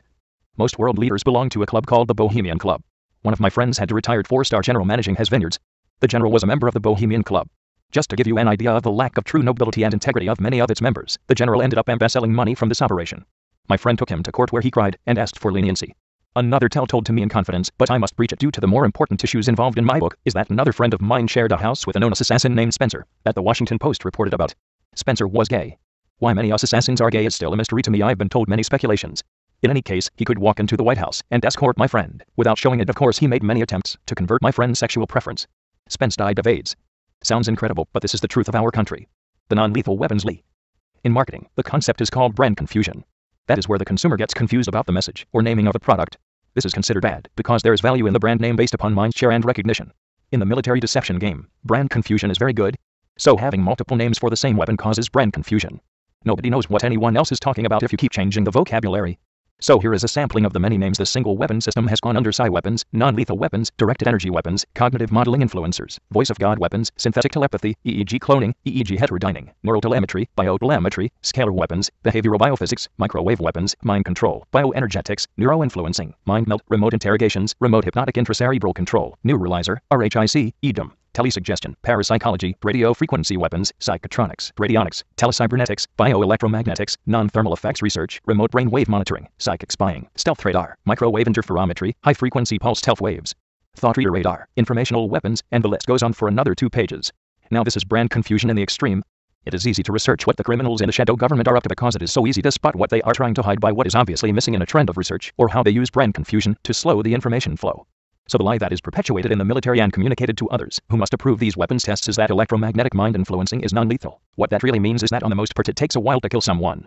There is only a 5% increased risk of brain cancer. My inside sources tell me that is on par with cops that use speeding radar emitters' increased rate of testicular cancer. It isn't all that significant. The lethality of the EEG heterodyning and directed energy weapons testing comes in very different forms. The whole category should be more accurately renamed slow-kill weapons or unpredictably deadly weapons. But it would be far more difficult to internally market a classification like this for budgeting purposes. The ways the technology becomes deadly is both on purpose and accidental. See the section on silent assassinations. Horrors of wars, the famous Bush family lies. Clinton lies. Porter Goss lies. Creative interpretation of laws. He too is guilty of not keeping a leash on his dogs of war, and the hounds of hell. Using to public relations personnelly. Caveat emptor buyer beware. Carefully constructed and thoroughly thought out psychographic maps of buyer behavior are constructed by the most sophisticated marketing companies in the world, like Procter & Gamble. The goal of all marketing is to get you, yes. Its goal in a capitalist framework is not to impart well-rounded truth so a buyer can optimize the maximum utility for him/herself. Our rational conscious mind should allow most people to filter out the biases of the information. However, hypnosis, subconscious and subliminal control enters the mind at a level that allows the information to be accepted at face value, without these conscious filters. It is extremely dangerous for our own personal welfare. The hypnosis and subliminal programming can be done by these directed energy mind control weapons while a person sleeps. The rabbit hole goes deeper than this. Military myths. What is a psychic? Notes how they are found. Why they are psychics. Chemical messengers versus electrical. Versus easily hypnotized. The word psychic is also used as a joke amongst the cloners. Psychic, meaning of the mind, is also close to the word psychotic. I saw it twice in translated Russian literature on paranormal activity and psychic phenomenon, that the word psychotic used accidentally in place of psychic. Also, overly stimulated minds exhibit strong electrical signals and are easier to spot as well as piggyback the current electrical brain signals with others, i.e. neurotransmitter modulations. Intellectuals and schizophrenics exhibit increased electrical brain activity. The other condition that determines the slang use of the word psychic is the disability of the subject to be easily hypnotized. Or in other words, their brains entrain to external stimuli quickly. Those that have been marked by what the underground has termed nanotech are more easily illuminated and tracked. I suspect the nanotech replaces the radiation that used to be fed to 500,000 Americans. I would like to exhume the bodies of several victims to try to identify with an electron scanning tunneling microscope what the nanotech really is that supposedly is found in the cerebral fluid throughout the brain. If it exists at all. It would be a somewhat lame weapon if a battlefield had to be sprayed with aerosol nanotech before EEG heterodyning weapons could be used. Remember that the biocommunication signal piggybacks normal brain activity and needs to modulate existing neurotransmitter releases. So more neural activity, more strongly the biocommunication neural link is. This is why psychotics are often the targets of choice for experimentation. Chandlers. All the world's a stage, and all the men and women merely players. Shakespeare? As you like 8. 2/7. But when you are EEG cloned, you become part of the audience. You have already made your choices. You are here to understand why. The Oracle. The movie, The Matrix. One psychic phenomenon that is relevant to psychic warfare and EEG heterodyning is the classic channeling of spirits beyond the grave. EEG cloning feels like what is portrayed by Hollywood psychic channelers. It is a hypnotized, disassociated state that makes you feel that you are watching a movie but not participating in it. The reason for this subjective feeling of disassociation while fully cloning someone else's brainwaves is due to the psychophysics phenomena of choice. If one has no choices of how their electrical brainwave patterns proceed because there were few decision nodes that were close to the firing threshold, they will not subjectively experience choice and feel like they are not participating in any decision. This is how the subjective experience changes, all due to the neuronal firing probabilities. The conscious subject experience is mapped to that probability. Now this is useful for the public at large to notice if a psychic war has initiated between countries. One should be able to notice a change of mental state resembling a feeling of being disassociated while they are being electromagnetically influenced, i.e. EEG cloned. On the most part, society is ignorant of the scale of government stupidity. One can be fixed with knowledge but the other is forever. Poisonous memes, mind viruses, and toxic thoughts. Richard Dawkins coined the term MEME. He created a new field of study called mememics. It is a concept derived from evolutionary genetics, i.e. genes. Memes representing cultural fads, thoughts, and ideas replicate, mix, and mutate in the minds of groups as they spread. It is a way of analyzing abstract cultural concepts using the same rules and framework as genetic evolution. Of course, the military and CIA had to weaponize the idea into mememic warfare, which is executed through the divisions of psychological operations and information warfare units. When this kind of war is instituted on their country, it is renamed propaganda and strategic disinformation. The marketing terms used to treasonously attack your own country are important to get buy-in from your co-conspirators. The Department of Defense has several lifelong projects that they are proposing and may have been approved by the time this book is published. One is to study the formation of relationships by people. How would you do that? This means spying on people for their entire lives without them knowing. Pretty scary how good they have become at marketing domestic spying. Secondly, how do you think they can actually implement this without the subject getting spooked that people are stalking or following them? EEG cloning is how they watch all their experiments. And lastly, what the hell is the DA doing studying relationships? Do they want to become marriage counselors? No, they are studying mememic warfare. They are watching how information travels and trusts are built. It is a way to control and enslave the population in the end. It is a way to limit freedom of speech, or more importantly its influence. It is a way to mold the culture according to their twisted, dictatorial, sociopathic, brainwashed ideals, not American or constitutional values. It is the tail wagging the dog. So what is next on DARPA/DOD/SciOsPla 8 to create and integrate into TAMI? The proposed projects that have crossed my path in my research are worse than total information awareness, the VN Clipperchips, Echelon, and NSA domestic spying combined. It is hidden in the DOD's proposal to study how relationships form. Sounds innocuous enough, doesn't it? The application that is planned to come out of it is to track all relationships and connections. While in strategic sales, I used to create influence maps. These maps are an analysis of how a company influences sales and technology decisions and other people. They have weighted links between the various players. TAMI will eventually be used to track neural information flows between people. Once this happens, the matrix of deception will be complete, and the free world will be lost and replaced by an illusion acceptable to most. At the highest level, this program will allow the operator to click on a person, either his or her neural profile, location, or name, and display a 3D mesh of interrelated people and the strength of their relationships. The links are displayed in proportion to metrics, like the number of emails, phone calls, remember the NSA phone database, letters, or face-to-face conversations they have had. TAMI can automatically keep track of people's proximity to each other and determine whether a conversation is occurring from the back and forth verbal exchange pattern. This way, information leaks that may wake a larger portion of the population up to the fascist takeover can be silenced through a number of methods ranging from disinformation intervention, subliminal neural influence, and reprogramming, to plausibly deny natural deaths in the extreme. Sketch of 3D rotatable multinodal relationship maps. How far has the study of mnemonic and information warfare gone? When the Pentagon was setting up the psychic warfare unit, they recruited the worst prison inmates from around the country back in the 70s. Why would you do this? By finding the scum of the scum, the worst subhuman creatures on the planet, they were testing a new kind of warfare. TAMI thought amplifier and mind interfaces being used to amplify and multiply these toxic minds onto other people to see if they become violent or self-destructive. Interesting weapon indeed. This is truly the definition of a mind virus. To bring it back to the movie The Matrix, Agent Smith becomes a virus replicating his destructive persona on anyone he comes into contact with. You can imagine the kinds of economic espionage this weapon would have on a culture. Strange that they are also conducting economic espionage on the US for these large tests, without the Secret Service being the wiser. During one of my searches through information warfare documents, I came across the strange strategy of making an enemy search down a seemingly endless path of misinformation. I thought this to be a strange kind of warfare and wondered how it could be implemented. But I discovered it is being used on test victims. All victims go through the same research process to try to figure out how their brain waves are being modulated. Inevitably, they go to the internet to search for mind control weapons. It will lead you to Bearden's websites, which are all in the top 50 hits. Here the discussion takes on the form of scalar waves and Russian weapons. Strange and mystical like pseudosciences are introduced where interfering electromagnetic waves and photons get new bizarre qualities when they meet and cancel their fields out. This is not a mistake.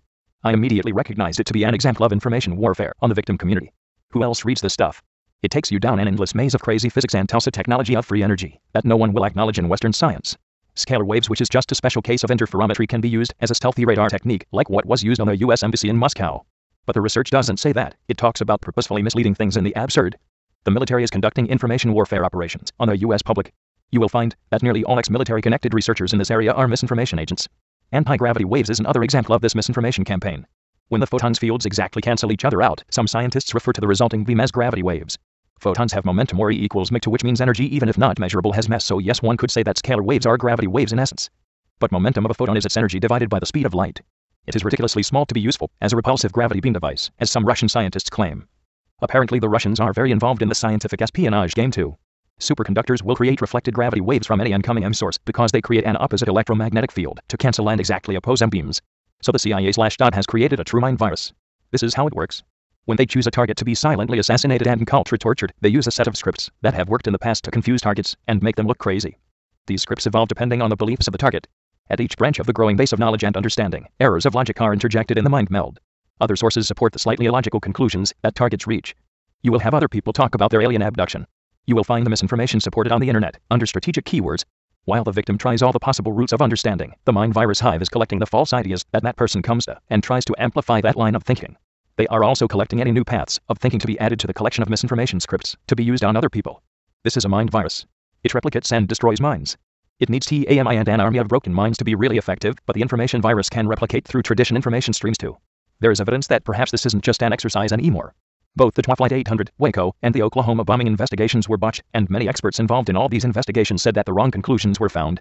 Mnemonic information warfare would account for this, assuming no blatant corruption in the chain of command occurred. The balance between good and evil might be equivocated to the imbalance of virtuous memes versus selfish ones. The meme selfish gene generation would be an example of an imbalance occurring between the survival advantages of altruistic ideas that benefit the whole and selfishness which benefits the individual at the expense of the whole. Altering an enemy's country's culture so that it becomes more selfish, superstitious, or criminal would be a use for mnemonic warfare, for example. Secrecy spawns mind or mnemonic viruses. In order for higher order systems to become viral, secrecy needs to be the fertile ground in which they can incubate.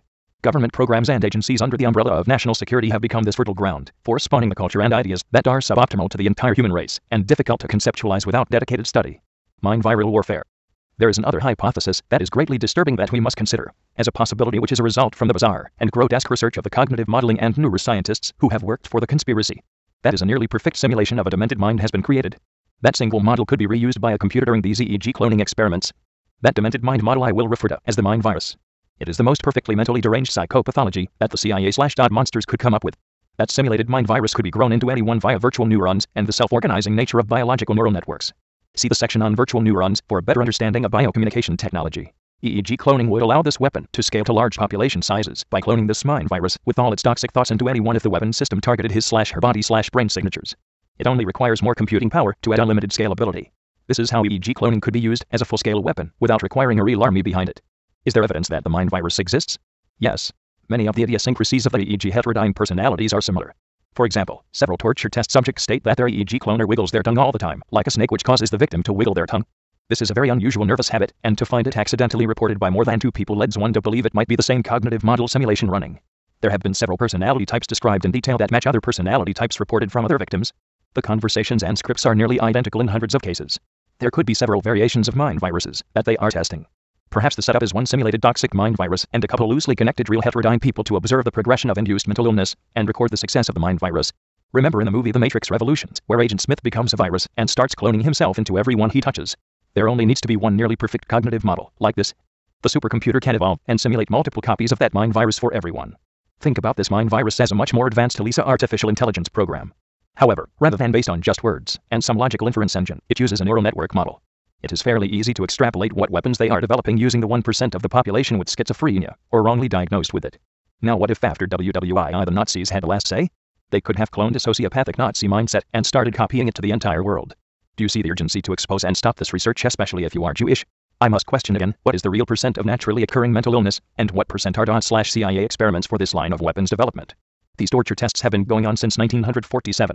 How many have to suffer and die for mass stupidity? Diabolically evil indeed. Can you begin to see why the United States is called the Great Satan by other countries who aren't in the American delusion and mentally congested by the US information gridlock and propaganda show? The Muslim fundamentalists appear crazy to people in the American delusion, and we appear callous, stupid, and controlled from their viewpoint. Who's right? How can we know, since our government keeps so many secrets and lies to us much of the time? Do you notice a trend of how we use the crazy diagnosis so quickly when we don't understand the context of someone's behavior? It is a final catchphrase, like national security. No more questions or thought needs to be put into it because we have the answer. He, she, they are crazy is the popular understanding. Using a word like crazy is like creating a god to explain an event. We don't understand how the sun rises each day, so we will create Zeus to explain it, and no more questions should be asked. It is the same psychology. The gods must be crazy. Imagine a doctor who creates and releases a flu virus just so he can have more business each year. That's what the military does by secretly inciting war. Imagine if you dedicated your life to psychiatry and found out that you have been misdiagnosing many of your patients due to a scam, faulty information inserted into textbooks that you obediently regurgitated. How would you feel? It would be a painful realization to find out you wasted your life through a betrayal of the shadow government.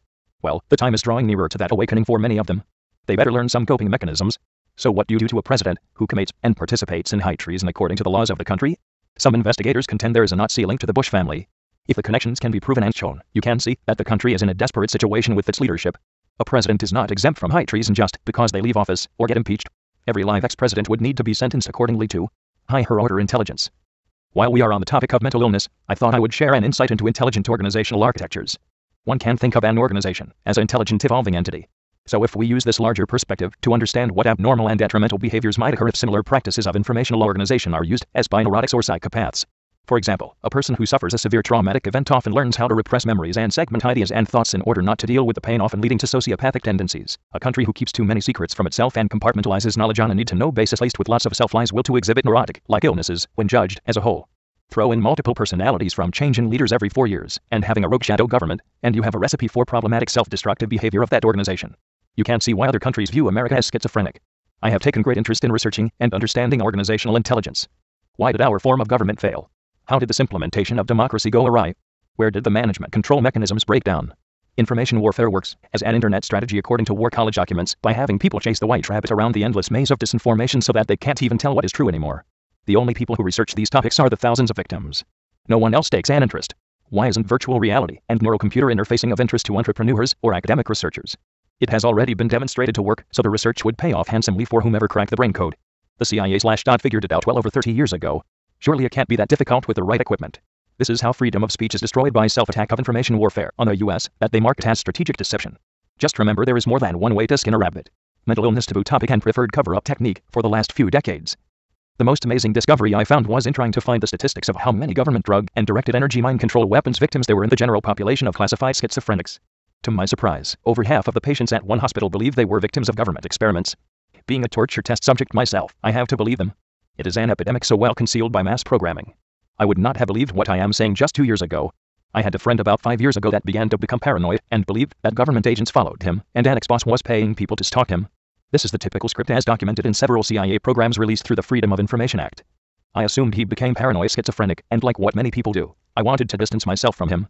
So one day when he emailed me, I copied the logo of the NSA off of their website and sent a message back to him saying that this account has been confiscated by the NSA. As a joke to make him more paranoid. Bad karma. Who knew that several years later it would happen to me? I had another friend who went to Harvard and then Wharton Business School who participated in a government program that injected some sort of radiation into him for a brain imaging study. He needed the money to pay for college. The radiation was not supposed to be that damaging. Several years later, we thought he lost his mind. He said he spoke to God and in 1 week changed from an outgoing lascivious type to a hardcore born-again Christian. My friends and I thought that he lost his mind. Now, it has happened to me. Our group has dwindled as each of us gets picked off as the years progress. I can't explain what happened to my friends now in scientific, historical, and current political terms. So, reader, if you think my account is an isolated event and you don't feel like you should do anything, it is merely a matter of time. This is how Nazi Germany went as far as they did. Everyone stood by in disbelief as they heard the accounts of the evil deeds, and because of the incredible mass scale and excessive brutality, people were unable to accept the accounts as being completely true. The same strategy is being used again, but by the US, on its own people. No one will stand up, believe, or even think about that the taboo topic of mental illness might be a cover-up, just like how the government used what they called retarded children in their radiation experiments for 30+ years. I believe that the term radiation has been purposefully confused in much of the literature. The word radiation is used to describe 2 different kinds of energy release. Classical use of the word radiation means that an alpha particle was released, like from uranium. But an acceptable use of the word means electromagnetic radiation, which is just photonic energy, i.e. directed energy radar. These are possibly more word games and brand confusion techniques of the traitors conducting informational warfare. Propaganda, word games.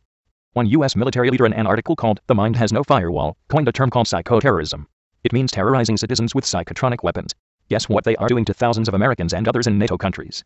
It is nothing less than federally sponsored terrorism. They prefer to call it weapons testing though. Precise language is important in communicating ideas, and more importantly it reveals how the communicator changes language for their intention. The word terrorism is a perfect example. Break down what this marketing term means.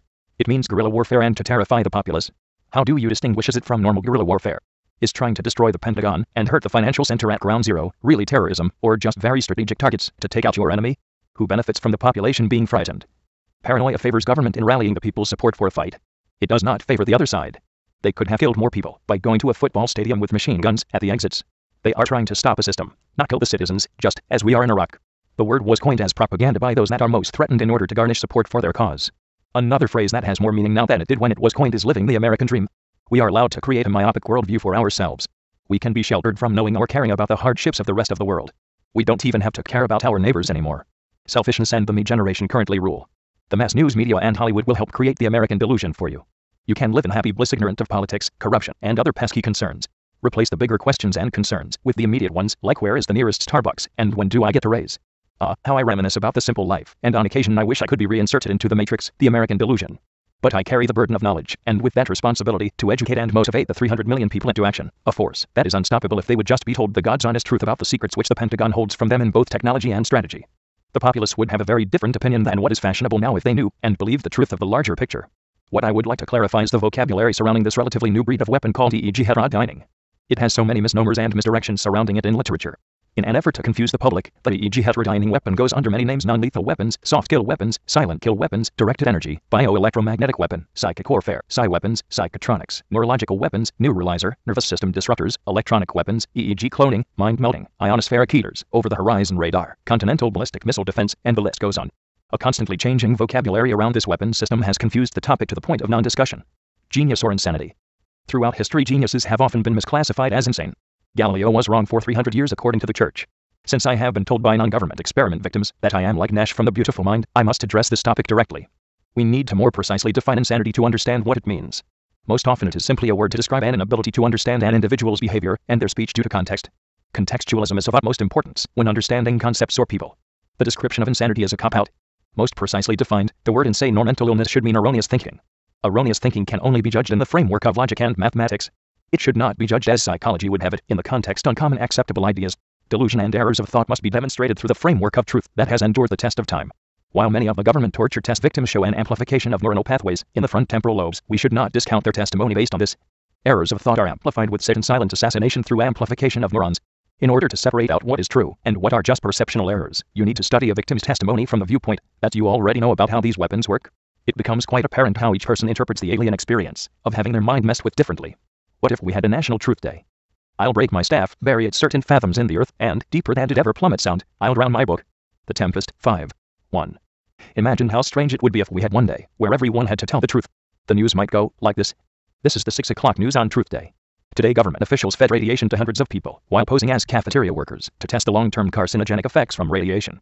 3 more people have been grabbed for them culture, torture and mind control experiments and practice assassinations. One of the victims was a whistleblower and was successfully killed right away in a car crash. The government denies that there is any connection between whistleblowing and the selection of this target. They say that they do everything fairly and they randomly select people to torture and kill for their data and practice.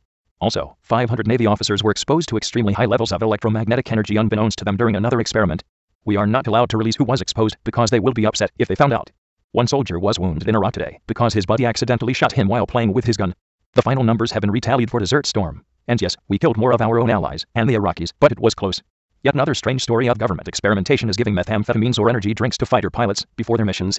Aren't drugs banned in the military? I wonder how the don't ask, don't tell policy is holding up on Truth Day. The last story of today is to answer the question, can the government read brain activity at a distance? As it turns out, they have had this capability since 1960, and they claim it is all nice and legal-like when asked to comment. And finally, when Porter Goss was interviewed at a press conference and asked if the CIA uses torture Iraqis in order for the US to free Iraqis from a torturing dictator, he stated, "No, we creatively interpret laws and redefine words. We also strip away the CIA agent's title during the torture process to make sure it is all legal." This news station and the reporters have all been indirectly threatened that if we have any more truth days we will suffer in our own private psychotronic purgatories. So this will be the last broadcast that we tell it like it is.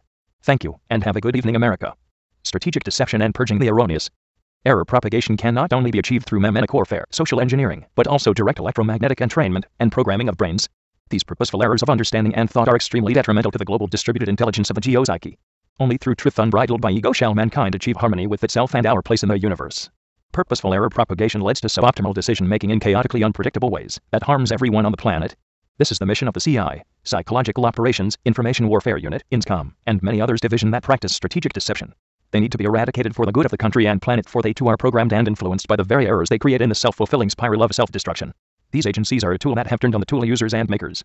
Part of the disinformation campaign for mind control victims. When one becomes part of the TAMI network, one naturally goes to the internet for information. I found many documents in the military information warfare strategy that talk about how to lead the enemy down fruitless paths of research with slightly erroneous logic that leads to an endless maze of false assumptions and deductions. This is part of the strategic deception initiatives launched on the American people. This disinformation warfare has confused and stupefied many people, helping them sound crazy about the science behind their predicament. Colonel Thomas Bearding is the perfect example of this initiative. He invented the concept of scalar waves and weapons that he warns the Russians possess and US scientists know nothing about. He talks about weather and earthquake weapons and zero-point energy.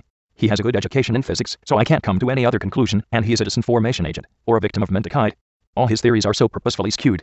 Since he talks about mind control, and then discusses all these ridiculous scientific ideas about free energy, faster than light information propagation, and electromagnetic vortexes, the mere idea of mind control weapons is also put into question. This is the classic method of discrediting a topic. Disinformation streams. Dating back to early cartoons, one can remember images of a mad scientist transferring consciousnesses of people or animals with people. This theme is pervasive throughout popular cartoons and TV programming. It is always spoofed with absurdity and the idea that it is science fiction. I found early scientific research that really investigated EEG heterodyning using electrodes or electrostatic plate hats to read brain waves and write them to someone else. This mind control pursuit is very old indeed. Cartoons have been used to discredit this science and anyone who speaks about it. Based on the idea that the CIA has utilized for over 50 years, that it is best to hide secrets in plain view, and nobody will see it, I will speculate that there is no reason that cartoons should be the first media to describe real top-secret research and spoof it in absurdity. Bioelectric communication signals are a very reactive area of research throughout the world. Let's look at this possibility quickly using just logic and reason. If a neuron depolarizes at 70 millivolts and one can read 10 microvolts at the surface of the scalp using EEG probes, then hypothetically one should be able to apply an electric field of 70 by 10 to 3/10 to 5 equals 7,000 volts at the scalp to induce a 70 millivolt field at the neuron. Since neurotransmitter releases the signaling mechanism between neurons, and since it is proportional to voltage at the end of the axon, one can reason that high-voltage static electric helmets actually can affect neurotransmitter release. Add in the fact that neural networks self-organize with any electric signal, and you can in fact combine brains using this biocommunication technique. The electric signals of those involved must be learned over time, but you can create larger brains this way, albeit mad. Even the recent cartoon Wallace and Gromit portrayed this consciousness swap with the rabbit and human as science fiction.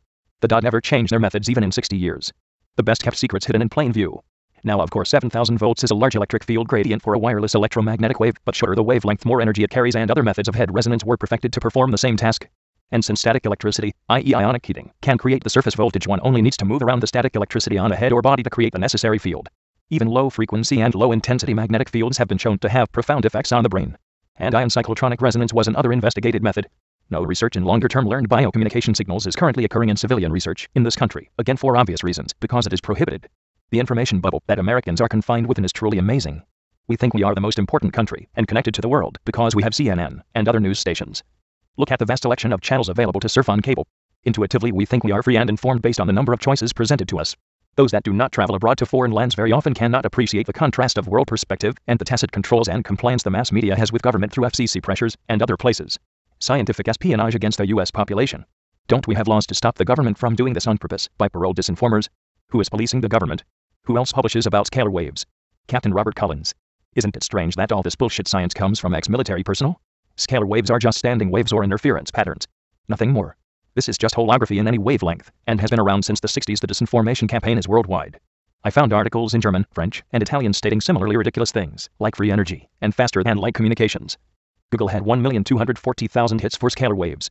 While scalar waves are a real concept, they are nothing new. In the military, beamforming is a type of scalar wave. You can completely shape the scalar or amplitude modulation of the carrier frequencies in 3 space. It is not such a big deal. Their connection with mind control technology is merely a way to pinpoint a human target and keep lock on him/her, finding ways around most shielding attempts through a total hemisphere of attack angles as well as tracking multiple targets around the world. I have read so much bad science from ex-military personnel that I can only come to the conclusion that they are conducting mnemonic warfare on the scientific community at large. Most of the disinformation agents are retired. They want to keep the secret of Mulech's and Stockling's patents so badly that they are willing to commit treason against the United States people and the Constitution. They are willing to torture people to death using psychic warfare and gather the statistics in order to get an extra decimal place in their human effect skill statistics data. The US is getting more criminally brutal than ever before and improving their methods of lying and deceiving the public. It has reached epidemic proportions given the secrecy culture and justification to treat their bosses, the taxpayers, as cattle and the potential enemy. Every document that I have read that states that the Russians are doing so, and so around the world, I find out that the US is actually behind it every time. Lying is treason and needs to be punished severely whether you are a general, director of the CIA, or the president. The CIA first fed radiation to thousands of people to watch the progress of cancer, and possibly a mechanism of tracking from space. Then they torture children for culture assassination programming. Then they dose people with various drugs including LSD and BZ. They tried a biological warfare virus over San Francisco. Now they are torturing people to death for years with electromagnetics.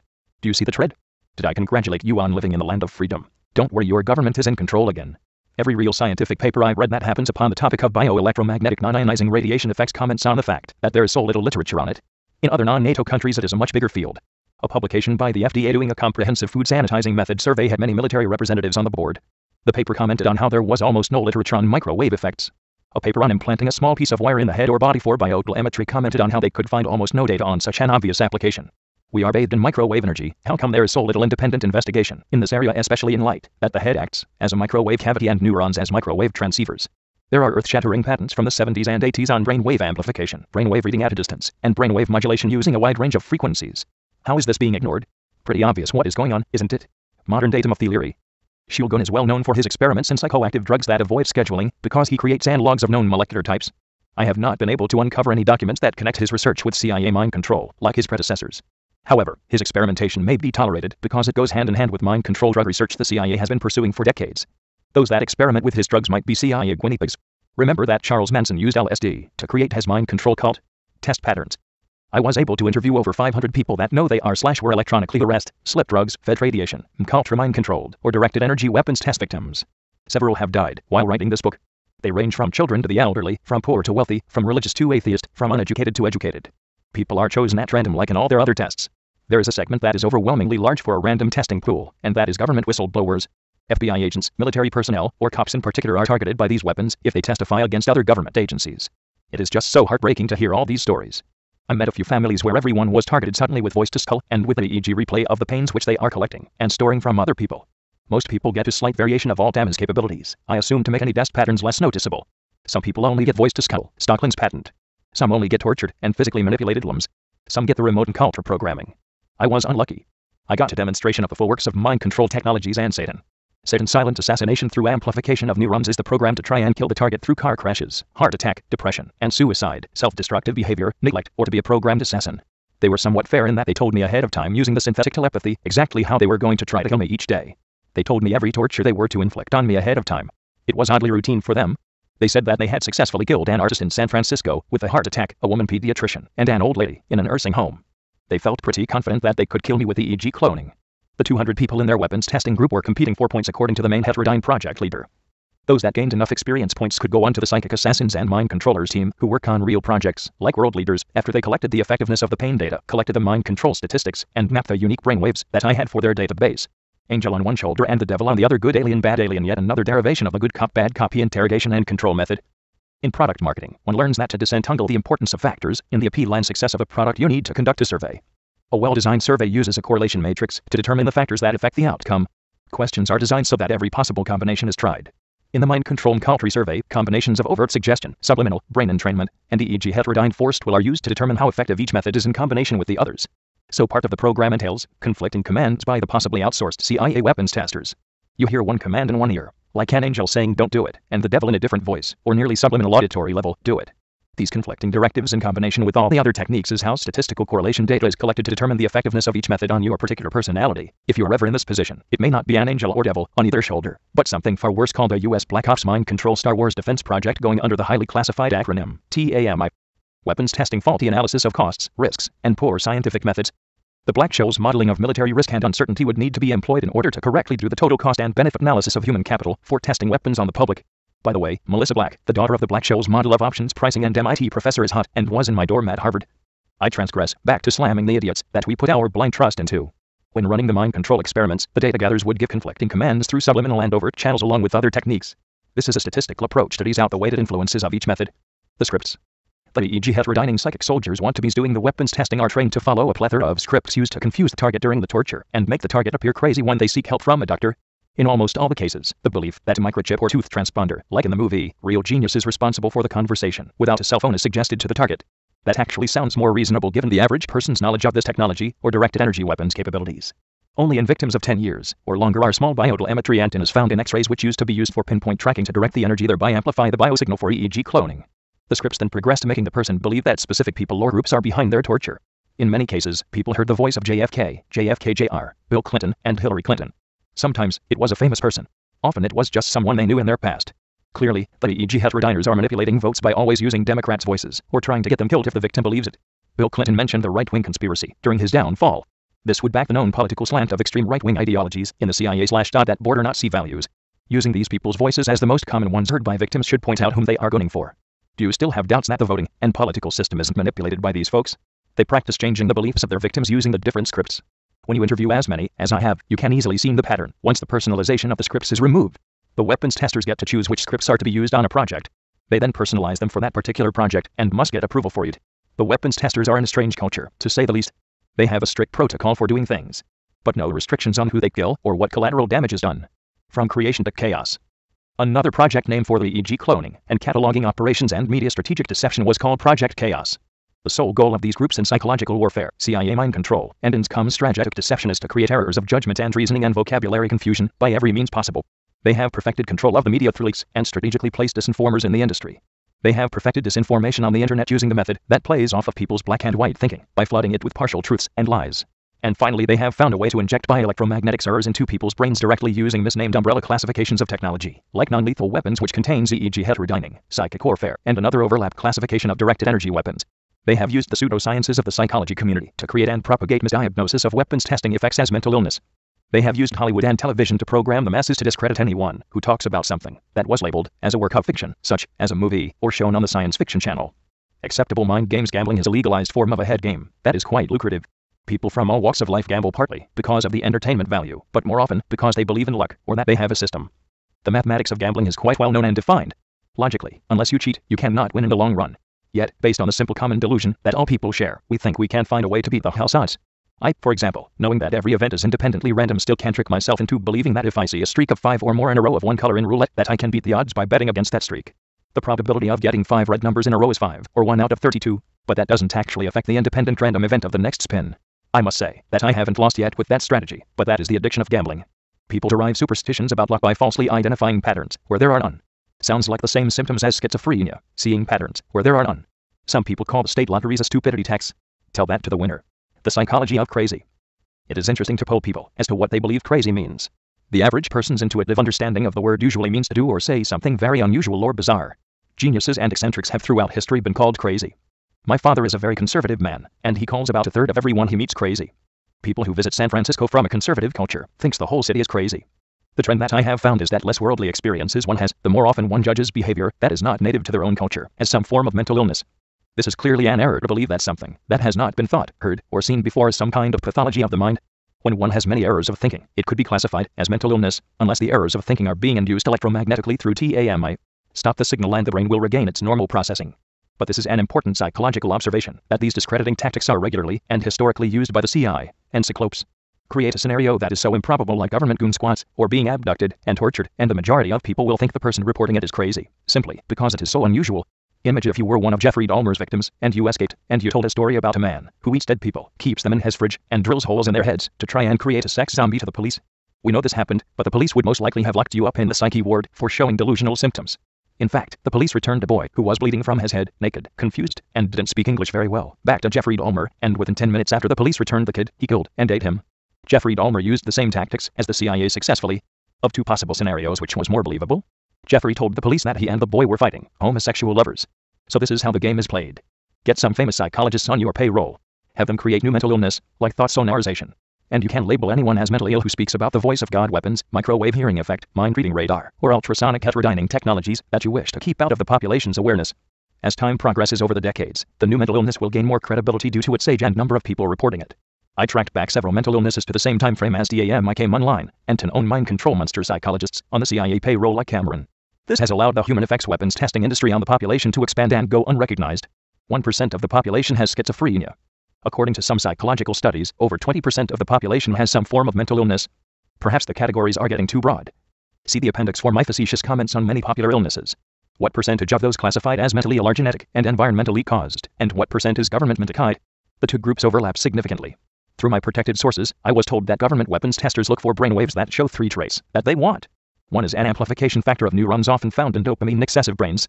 This group has traditionally been known to exhibit psychosis. The other is brain entrainment inducibility indicative of a high susceptibility to hypnosis. The third is the uniqueness of the brainwaves to add to the database, which increases the effectiveness of TAMI for other people. Other factors for target selection include the ease of discrediting and isolating the victim. Of course, being a disobedient politician or a government whistleblower will increase your chances of being thrust into the virtual hell and beginning your journey into madness. There is no other word for this program other than diabolical. Can you feel the pride of being American coursing through your veins? Psychopathy and sociopathy for human weapons effects experimentation is not uniquely found in serial killers and government agencies. But it is the worst and truest form of mental illness. Strategies to paralyze the victims. Victims of testing are left dysfunctional, and rarely are they allowed to work. The strategy is to mimic the dysfunctionality of mental illness and drain the victim's resources so that they cannot find help or shielding. The other reason for this is to make sure that they cannot get a security clearance. During the background check for security clearances for any Department of Defense contractors, they look for any signs of mental illness or financial strain, probably to weed out those people that might be seeking revenge for their senseless destruction. You must keep in mind how many decades the death lottery has been going on. It started after WWIN Project Paperclip, where thousands of Nazi scientists were smuggled into the U.S. Since then, human effects for drug, radiation, mind control, and now directed energy weapons testing has occurred in ever-growing numbers, despite the attempts by Congress to stop it. White House psychos. On April 9, 2006, another person attempted to contact the president directly by running onto the White House lawn shouting that he has very important intelligence information. He was promptly taken down by the Secret Service. This is a typical script that the handlers use on their victims. To discredit and see how far they can go, they often convince mind-controlled experiment victims that this is a Russian takeover with a new weapon of mass destruction that only the victim knows about. The victim, being a patriotic American, will do anything to convey the information. When disbelieved by the FBI and other authorities, they resort to desperate measures to do the right thing. These victims did not do their homework and realize how large the test group is and how long it has been going on.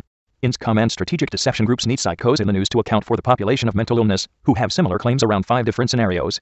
Periodically publicized incidences, like this one, is enough to keep the programming of the masses intact. We won't hear about the details of this person's need to convey intelligence to the president, but I guarantee it is about this mind control technology. They attempted similar head games with me 3 days before my torture began. They asked leading questions like, "Can you get close to the president?" "I know where this is going," I replied. "Information streams. How the mass media is misused by the propaganda machine, aka psychological operations, or Cyclops the myopic, one-eyed monster, as they joke about. In order to understand the psychology employed by various agencies and political forces, one must study the patterns of misinformation on the mass news media, popular publications, and the internet.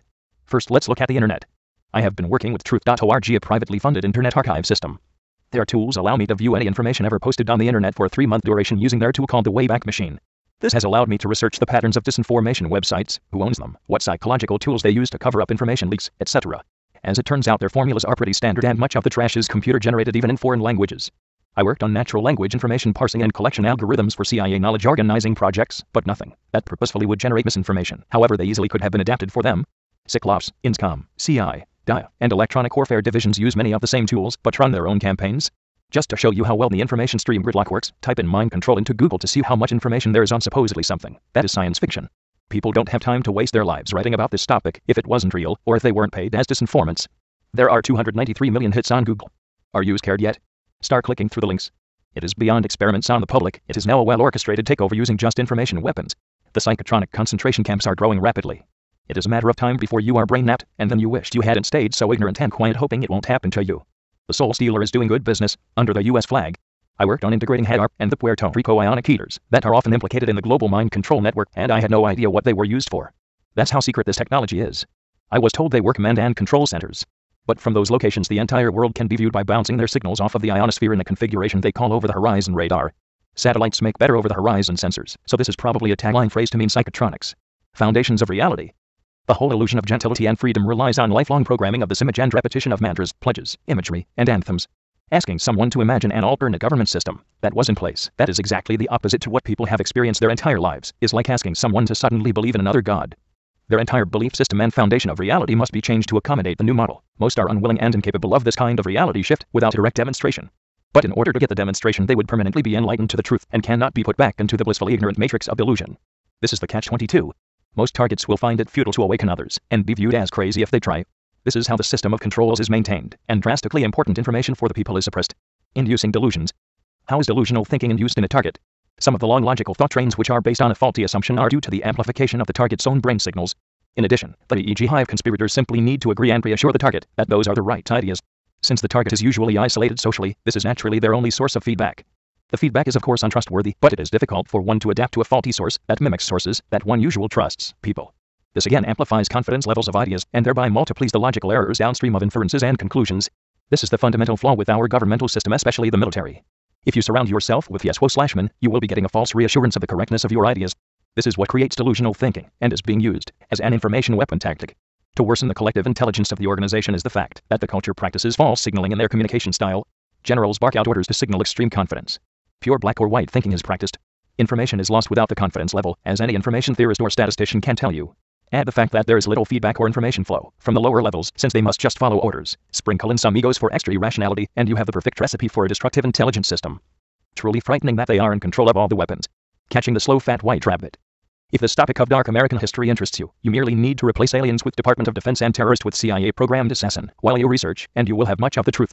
To understand the imaging technology that is operating on the American citizens, you only need to study the stars. All technologies advanced under the auspices of space research actually get implemented and used on the people. To understand what psychotronics is, research the capabilities of ionospheric heaters and distributed radio telescopes in the context of directed energy weapons and a full-spectrum, earth-gazing microscope. The common curse of mankind, folly and ignorance. Shakespeare. Troilus and Cressida, Act I, Scene 3. It is difficult enough for people to learn and understand. We spend a third of our lives in school. It is difficult to comprehend the thinking it took the militants to decide to declare an informational war on the very country and people that they were sworn to protect and uphold the words of the founding documents and ideals of this nation. All foreign governments clearly have deciphered these technologies as much as I and others have, so the only conclusion that you can draw is that the CIA/military are not afraid these secrets will fall into the wrong hands abroad, but that they do not trust the citizens with these secrets, and have even declared psychological and informational war on us. Reign of Terror, the Dark Ages. Military and CIA engineered war and terrorism. Cry havoc, and let's let the dogs of war. Shakespeare, Julius Caesar, Act 3, Scene I. See incompetence or planned treason. They wouldn't be seeking intelligence if they already had it. The oxymoron of intelligence agencies. Bin Laden was a known terrorist far before he orchestrated 9/11. His brainwave signature has to be in the database, and he should be able to be spotted anywhere in the world. In many people's opinion who know global surveillance capabilities, the government doesn't want to catch him. The CIA goofed on informing the right agencies about the impending attacks on the World Trade Center, then they somehow are goofing on being able to track specific people around the globe. One obvious reason is they don't want to show their hand and demonstrate beyond doubt that they even have this capability. Secondly, where would their and the warrior class jobs go if we didn't have enemies? Thirdly, we wouldn't be able to justify to the public invasions of Middle Eastern countries if we couldn't link them to the 9/11 event in some way and have an outstanding threat to accuse countries of helping him. Problems with our democratic election process. Why career military and CIA should never be elected president? How can you expect someone who barely tasted freedom to value it as much as those who have? The government organizations are not democratic by nature, and free speech certainly is not tolerated. Someone who you want to lead this country to its agreed-upon future should only come from the culture that represents those ideals. Macbeth by William Shakespeare. When Ross uses the same title, Macbeth protests, "The Thane of Cawdor lives, why do you dress me in borrowed robes?" Thane of Cawdor's robes. In borrowed robes, Macbethian warlords throughout the military and Pentagon are just peasants in borrowed robes with no noble qualities whatsoever. The Thane of Cawdor had been treacherous at the Battle of Five, and now we have a similarly treacherous group testing weapons on their employers, the American taxpayers. These warlords are more like the petty Greek gods, who acted like children, but had access to power. And as irony would have it, history repeats itself. Macbeth, who inherits the borrowed robes, kills King Duncan in betrayal. Macbeth was modeled after real events that took place. The story as it was told to me is that 7 of the king's sons fled to America not long after the king's death, one of which I am a descendant. Of course that may just be a fun genealogic tale passed on. Miscellaneous cloak and dagger games. While this fact isn't relevant to this investigation, I thought it an interesting tidbit that I came across while chasing the white rabbit. Some KGB agents had surgically implanted clay contained in a plastic pouch into the chin, cheekbones, and nose area of agents. With just a quick push in various parts, they could remodel the major features of their face. Executive branch corruption goes high, wide, and deep. If there is any doubt how deep the corruption goes, we only need to be reminded of a comment made out of anger and haste. On October 24, 1990, President George H.W. Bush's White House spokesman Marlin Fitzwater discussed Republicans who had opposed the president's policies, threatening if they can sleep with their conscience, let them try. He cautioned that while they were free to say whatever they want, penalties might ensue, but we never discuss it in public. He suggested that they would suffer in their private purgatories. Pressed for an explanation, he responded, "I can't tell you. If I told you, it wouldn't be a surprise. Any one of the thousands of people who have been EEG clone tortured knows exactly what this threat means." Bush's father made several references to the technology in his speeches. A private purgatory is how your own mind is used against you with increasing paranoia. Thought amplifications of your fears fed back into your brain is another way of phrasing it. One signal that they test in order to see if they can keep soldiers up and functioning without any drugs for days works quite well, and is termed artificial caffeine. Dream manipulation is extremely effective to persuade people to think differently. Dreams can be fully manipulated, like a joint interactive movie creation. Hollywood should take notice to the applications. However, once again I sigh, and just think how many people had to suffer and die so that a weapon used in the most anti-democratic way can be used to control the masses and politicians via threats, or directly. It only took a few corrupt, dishonorable men to do this to our country and way of life. I don't know if there is any way to stop them now except a mass awakening of the people, which is proving impossible. Even the Iraqis have been complaining about microwave hearing effects being used against them along with other directed energy weapons. They are targeting radio towers that they believe to be responsible, probably not realizing it can all be done with satellites and over-the-horizon radar. If you can get your news from outside the US and break through the information bubble by which we are oppressed and controlled, you can more easily see what is truly happening in the world. If you knew the capabilities of the global surveillance systems, you would know that it could not be possible for the US to lose the whereabouts of bin Laden. You would know that the CIA didn't just mess up and not stop 9/11. Events have been planned to persuade the 300 million people in this country to back aggressive expansion and justify tightening of domestic surveillance and to change the public attitudes about these secret mind control and thought-reading weapons of tyranny. If the public attitude ever does change significantly because of government-planted terrorist fears, any hope of maintaining and restoring a democracy will be history. The psychic army. No one knows the exact size of the US or Russian psychic armies, but we do know they have been increasing. We can only gauge the size based on those that complain and are told through the synthetic telepathy that they are target practice, cannon fodder to hone the army's skills. Those people who are successful remote heart attack targets or written off as crazy are not counted. Nor are those that are experiments in love or other emotions, or simply could never guess that they were being manipulated. Would you want to know if you were suffering immense pain due to betrayal of your government? You'd be happier to think it was just an unidentified ailment and seek Eastern or holistic medical treatments. They're out of their mind controllers. The agencies and upper rank of the Pentagon need to be flushed due to the corruption and incompetence. Newt Gingrich even recently suggested this. When the Russians had infiltrated the CIA and FBI back in the 80s with double agents that reached the highest levels in those organizations, it was lucky that we found them and we were able to completely overhaul those agencies. Well, what if we did just the reverse and threw out the patriots? Behind the curtain of secrecy with a bunch of obedient sociopaths, they would then have the power to take over this country from the inside out. The incompetence in these organizations that even President Bush commented on could be orchestrated through just a few high-level traitors. It is simply fact that they are organizing unnecessary wars and training and funding terrorism using a variety of cultural and mind control tactics. When mass violence erupts like Columbine high school shootings or postal shootings, we say they went crazy. What if all these historical events could be traced back to CIA mind control experiments that continue to this day, or a secret mind control war between the Russians and the US? Would you feel betrayed that you weren't told the truth by the government agencies behind it? Most of the educated elite who keep their pulse on the whole population often comment that it seems like there has been a systematic dumbing down of the population, especially in math, physics, and science in general. What better way to keep the conspiracies of UFO abductions alive for many decades? How better to force people to join the military rather than have a draft through increasing the separation of classes? According to Pentagon documents, soldiers are still cheaper than robots. Once the cost of a machine that kills effectively comes down, we won't need soldiers. We have the technology. It is simply a matter that human life still replicates more cheaply than building the machines to do the same task. Similarly, the citizens are viewed by the warlords as cattle to be butchered for experiments and as batteries to fill their Defense Department coffers with tax dollars to continue to help them get their power fix and satiate their need for false purpose of their lives dedicated to control, domination, and eventual enslavement of the entire population of the planet. There is a new world order due to the unchecked powers in government that is leading to a very dark future. Peace is not an option for the powers that be. They do not get financial or motivational benefits from peace and a shrinking defense budget. Or, what is it good for? The war against terrorism, which is just a guerrilla war like any other, was instigated by the US foreign policies over many decades. The news would like you to believe they hate us because we are infidels. Or they hate us because they are jealous of our wealth as a nation. They don't know what's good for them, and we are just trying to free them from a dictator that we supported with weapons and training in the Iraq and Iran war. They are building weapons of mass destruction which they are going to use on us. How easily Americans forget who divided up the Middle East to begin with. Who gave arms to Iraq and Iran? Who put the leaders in power? Who has occupied the countries with troops? Why do people buy into this bullshit spouted over the news? They hate us because we are using them and controlling them. We used them in the Cold War against Russia, in the Iraq/Iran war. It was not about those two countries. They figured it out and have a lot of resentment. They are a sovereign country and feel they have the right to build any weapons they want, and the US should get out of their affairs. They then played the religion card to mind control their people into fighting, just as Bush used it when calling them the axis of evil. More people have died throughout history due to leaders using a God's name to back them and to motivate support for their cause, and any other reason. The same mind control games work today. The enemy within. We will have US cities nuked at some point due to seeming mistakes of foreign policy. Perhaps opening the ports to be controlled by foreign governments was an attempt at this. This is part of the long-term plan for reasons to expand. It will give the US warlords the support and excuse they need for an all-out attack on the non-NATO countries. I don't know of a way out of the current model of world domination, the New World Order, that the power-addicted and corrupt investors in the defense industry are using. They have had the technology to stop wars and make peace using the system of DAMI or mind, but they chose the less noble route siege, and every time. At the surface, the strategy of self-attack seems retarded. Why would elements within the US government want terrorist attacks? What better way to justify to the people more funding, more power, more secrecy, and more expansionism? It is a sacrifice as they view it to get everyone to agree fervently to the war on terrorism and terrorist countries. You can see the public opinion manipulation at so many levels even within the government staff itself. It only took a few people to orchestrate these events and future ones. They are still the minority within the government secrecy decree, but they manipulate all the others easily through trickle-down orders, or more devious tactics of threats and blackmail, like Bush Jr.'s spokesman to the Republicans. You will suffer in your own private purgatories if you get out of line. Even the Oklahoma bombing serves the same purpose of justifying a crackdown which many believe was another mind-controlled assassination attack given his untelevised testimony which fits perfectly with the thousands of others put through them culture mind control program. I have not been able to find one example where the psychological manipulation tactics discovered through the science mind control research programs have yielded a positive benefit to the US. They have mostly been using their discoveries to control the opinions and people in the US to support their causes of more money and more control. This is psychological warfare on the citizens who paid for the research and is nothing short of treason. But it appears that the apathy levels are too high. People are too caught up in their own local drama in this country to save it from the same fate as other countries who allowed their military-industrial complexes to cycle out of control. You must remember that the US government has historically sacrificed its citizens for military might in the radiation-feeding experiments of tens of thousands of people and many other crimes. Sacrificing a building of people or a plane full of people to further a military strategy of quickly changing the mindset of the supporting population for global expansionism is a small price to pay in their opinion. That's only a few hundred to a couple thousand people. That's far less than the number they kill in a year by maintaining secrets and hoarding technologies. That is far less than the numbers that they have killed directly with human effects weapons testing.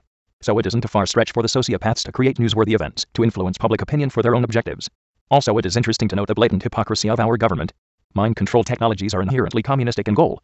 We were taught that communism is bad because you can't say what you want without being imprisoned and tortured. You are told what to do, and things are decided for you, etc.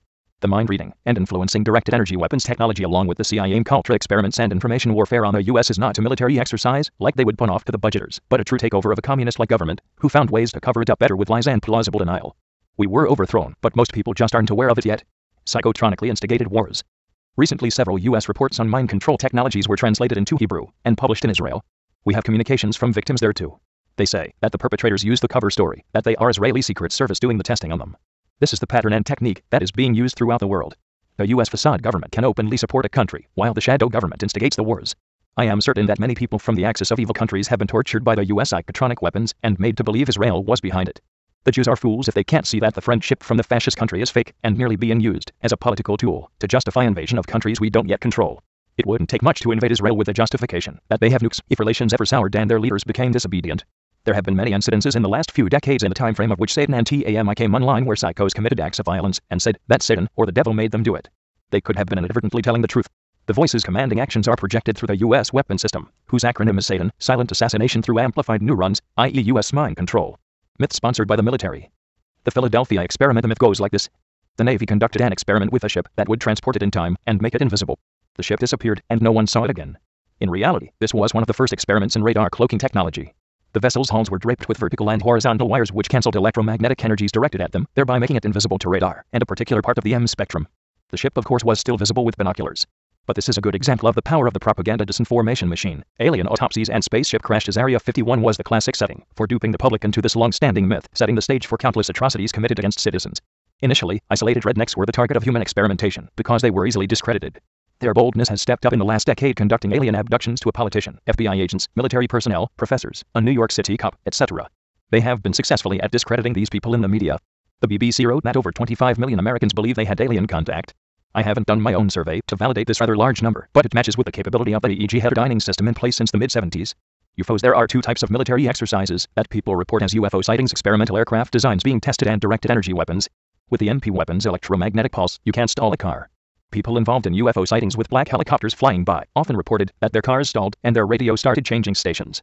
Directed energy weapons alter the radio frequency modulations and would have this effect.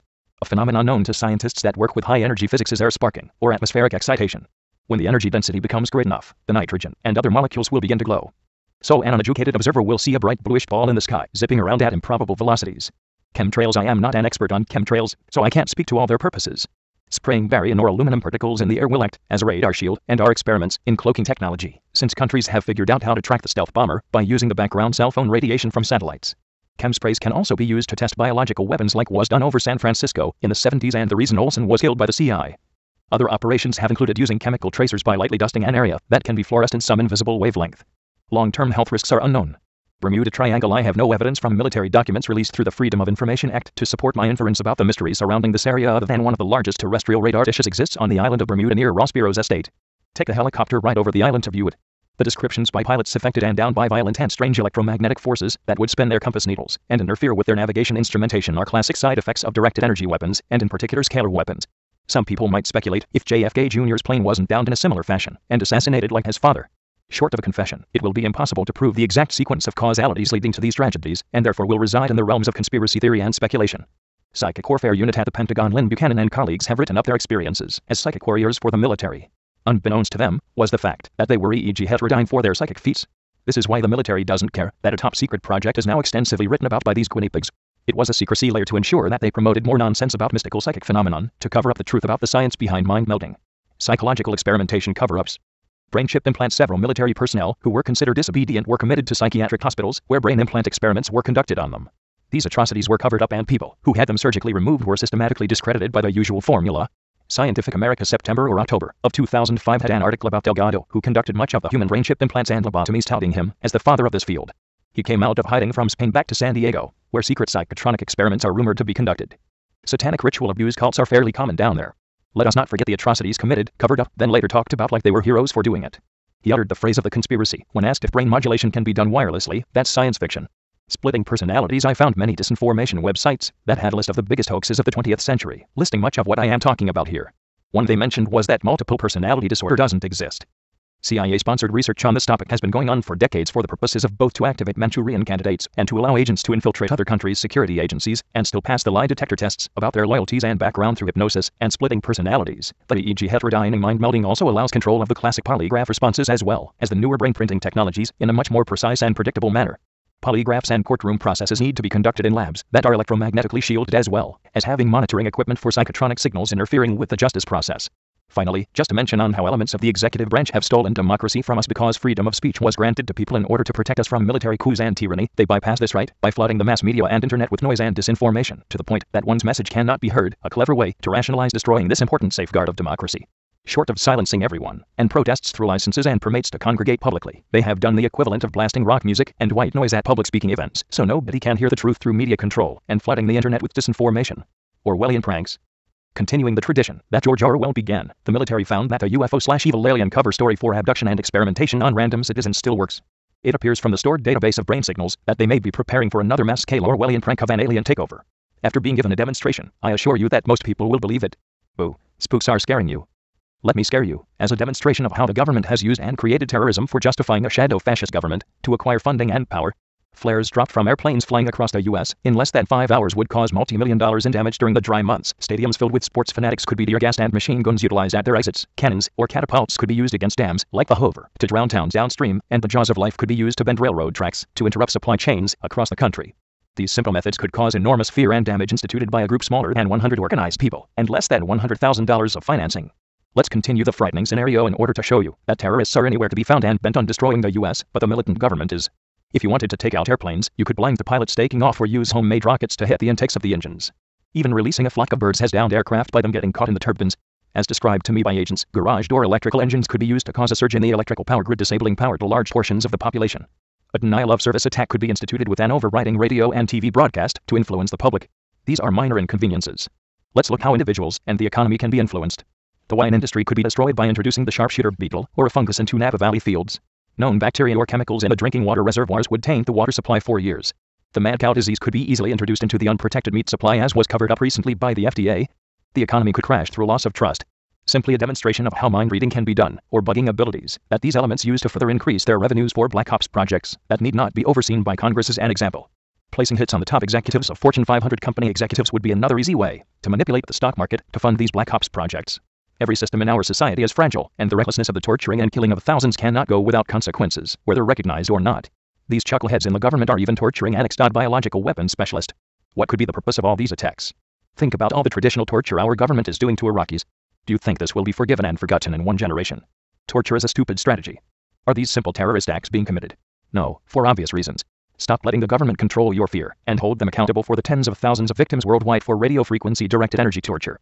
The facade government needs to try diplomacy and apologize for the shadow government's FK-ups and compensate people worldwide for their nervous system weapons, drug, and radiation experiments. False advertising. The various agencies and people competing for bigger budgets has always used the same tactics of deception to justify their funding to Congress and others. They lie about the current state of Russian technology. They always make the claim that the Russians are ahead in some technology, and they need deep pockets and no restrictive oversight of projects in order to catch up. They really played this up with electromagnetic mind control technologies and directed energy weapons. Just as fear works with the public, Congress responds to it too. Question authority. Some fall by virtue, others rise by sin. Shakespeare? Would you trust a hungry man with your food, a promiscuous man with your wife or daughter, a greedy man with your money, a drug addict with your prescriptions, or a power-seeking man with authority? Question authority. Secrecy is the mechanism that allows the power addicts to further their addiction at the expense of the community. Why do the NATO countries have the illusion of freedom with fascism behind it, a facade government, and a shadow government? It can best be illustrated with a child. If you want the child to rake the leaves in the yard, you could order him, and pay him to do the task. He/she will begrudgingly do it, and call it a chore. We have traditionally been taught to think of this approach as communism or dictatorship. But if you allow the child the privilege to rake the leaves in the pile, so he and his friends can jump and play in the pile, he/she is grateful and will do it for free. It is the illusion of choices and freedom that can increase productivity of the military/industry complex. Similarly, if a country were to draft people into an army, like in Vietnam, people begrudgingly do it. They will fight half-heartedly. Give them an imaginary ideal, where they are willing to die for their principle and cause. They will sign up and fight righteously. It is this layer of lies that has given the United States an edge over other forms of government in order to control and motivate the minds of the masses more efficiently. This method of rule turns out to be a double-edged sword. It relies heavily on the ability to control information streams so that the illusion doesn't come crashing down. The backlash of a population who believe they were free will also be willing to overthrow a fascist shadow government just as fervently if the knowledge reached critical mass. Simply the lies needed to discount everyone as crazy would start falling apart as people became more aware of the cover-ups. This is their Achilles heel. Knowledge is power, and an informational civil war is how they can be destroyed. Where is the Soviet Union in their research? While the US swindlers have traditionally pointed the finger at the Russians and used false and exaggerated reports of their progress to get rapid and large budget approval to stay ahead, remote e.g. heterodyning weapons are probably the worst example of this common practice. An obvious sign of who developed the global capability first was the collapse of the Soviet Union economically. The country who possesses this weapon would easily be capable of manipulating all economic markets and funding their continued programs. One could easily destroy other countries' economies using similar manipulations. This simple event is ample proof of who developed the capability first and who is responsible for the worldwide torture and murder of thousands. I'll give you a hint, it isn't Russia. A while back when I was interviewing at Morgan Stanley's proprietary trading and statistical arbitrage division, I had an epiphany. The fast money is made on short-term trading imbalances in value called arbitrage opportunities. Computer models use statistical methods to determine probabilistic aberrations in pricing that should exist as short as a few seconds. The technique performs quite well, although the field is getting more competitive. All monetary exchanges really come down to demand due to perceived value. If one had access to the personality profiles and brain models from the CIA database, one could develop an accurate simulation of overall market reaction and influence of big players given different probabilistic information scenarios. Big money can be made using psychological profiling of the irrational market fluctuations. It is beyond the scope of this book to detail the mathematical modeling of this kind of system. But I wanted to point out how the same technology used to predict how the US population will react to various information, be it truth or lies leaked to the press or spoken by the president, could be used legitimately to fund private wars or projects that would need no congressional oversight. Now, of course, throw in mind reading, influence, and other surveillance, the task becomes incredibly easy. Even the CIA doesn't need to funnel crack cocaine into our neighborhoods to fund their third world rebellions. There had to be a second reason, that the CIA was distributing crack in black neighborhoods in order than to raise money for the Contras. They could have easily raised the money through white-collar crimes far faster than selling drugs, like the investigations have indicated. With their surveillance and spying techniques, despite e.g. cloning, they could have raised the money in the stock or options markets, like terrorists have done with predictions of future events they cause. It was not about the money. Fear is control, quite an experience to live in fear, isn't it? That's what it is to be a slave. Replicant Batty. Blade Runner. During my torture, I began to think about why terrorists are created. The absurdity of the inconvenience due to airport security is a perfect example how irrational people behave. Airline travel statistically is the safest in the world, even including 9/11 events. I came up with over 50 ways to bypass airport security and take over a plane with current standards. People don't think through possibilities rationally. I won't publish the other 49 ways, but I need to give at least one example how an airplane can be taken out if that were the goal. As a reminder, if the object were to kill as many Americans as possible like the government would like you to believe, a guy with an Uzi at a sporting stadium or hospital would easily fare better. The fear is caused by the government propaganda of events. The militant government benefits historical from your fear. They are the ones putting terror in you with their useless color alert status warnings. One example is that only metals are scanned for in airport scanners. Plastic explosives can be molded into the casing of any commercial-looking object and carried through airport scanners. This is a well-known fact. The detonation device could be as small as a wristwatch. This is not rocket science. If someone with only a high school education wanted to take down a plane, it would not take more than a week to execute. The control of the population through fear is so obvious to those of us in the know. How do we wake the masses up to history repeating itself? Ghostbusting, baiting the weapons testers. It is merely speculation as to why the traitorous CIA/weapons testers choose most of the people that they do. Everyone asks, why me? I'm nobody. That may be exactly one of the criteria. One rough breakdown of the people targeted by the weapon is 70% random selection, 5% government whistleblowers, 5% outspoken liberal activists, 10% odd scientists who worked on secret technologies, 10% lifestyle choices, 1% appear to be real targets, like Saddam Hussein. So one method that one undercover American hero might use to bait the shadow government is by taking a combination of LDOPA and serotonin reuptake inhibitors, which would increase neurotransmitter secretion, or their reuptake, and thereby would make them more psychic temporarily. Since it appears like they try to find brains that are responsive to a low power level, this might be a method to bait them. LDOPA, a synthetic dopamine neurotransmitter analog, would increase synaptic activity and thereby amplify any reception of small radio/microwave/magnetic/electric informationally coherent signals. The excess neurotransmitter in the synaptic junctions helps amplify any precise external modulation of neurotransmitter release. At high frequency pulse modulated with extremely low frequencies representing neuronal connections, one will find several energy and information transfer mechanisms. Sony has patents using ultrasonic energy transfer into brain tissue for future virtual reality video gaming. That's a different method but effective. The undercover hero would be a very appealing subject for the weapons testers due to the ability to discredit him/her thinking that they were natural psychotics and view them as someone who has gone beyond the allowable threshold of sensitivity. Perhaps there is a Tempest threshold for human brains? I can only speculate as to why there appears to be a threshold. Perhaps psychic spies use it, and everyone who goes beyond it, the us views as a potential threat. It may be that that person begins to pick up on EEG heterodyning signals meant for other people, and would be considered a threat. That is only speculation, though as to the motives behind it. There may in fact be no threshold that is searched for, and simply directed focused energy can compensate for different natural energy amplification levels. Add and Ritalin. I am only speculating here about the increased need for Ritalin due to add in children. I do not have any proof of this yet. But the trading of the psychic army or mind controllers has stepped up its intensity about every 4 years, probably in accordance with budget increases. No one is exempt from being selected, including children and the elderly. One of the bad side effects of being in the hive mind and remote neurally linked is attention deficit disorder. Add. The number of children put on Ritalin has escalated in correlation with the growing army. There is evidence that stimulants like Ritalin change the amplification of external stimuli in the brain and alter the brain's neurochemistry sufficiently to break an EEG cloning lock. The new brain waves would need to be remapped to create a more effective lock on. Usually the mapping process just occurs at the beginning of a project and is not revisited later. EEG cloning is most effective on subjects that are sensory deprived. Stimulants, like caffeine, act to increase the amplification of sensory stimuli and thereby diminish the influence of the electromagnetic signals relative to internal and sensory brain signals. Another speculation I have with regards to stimulants increasing or decreasing the effectiveness of EEG heterodyning weapons is the Air Force has been experimenting with stimulants on their fighter pilots. There have been a couple of reported cases where a fighter pilot was given an amphetamine drink before combat. They accidentally fired on allies. Could this have been a test to see if errors of judgment through EEG heterodyning could be defeated through stimulants? It is a mad world.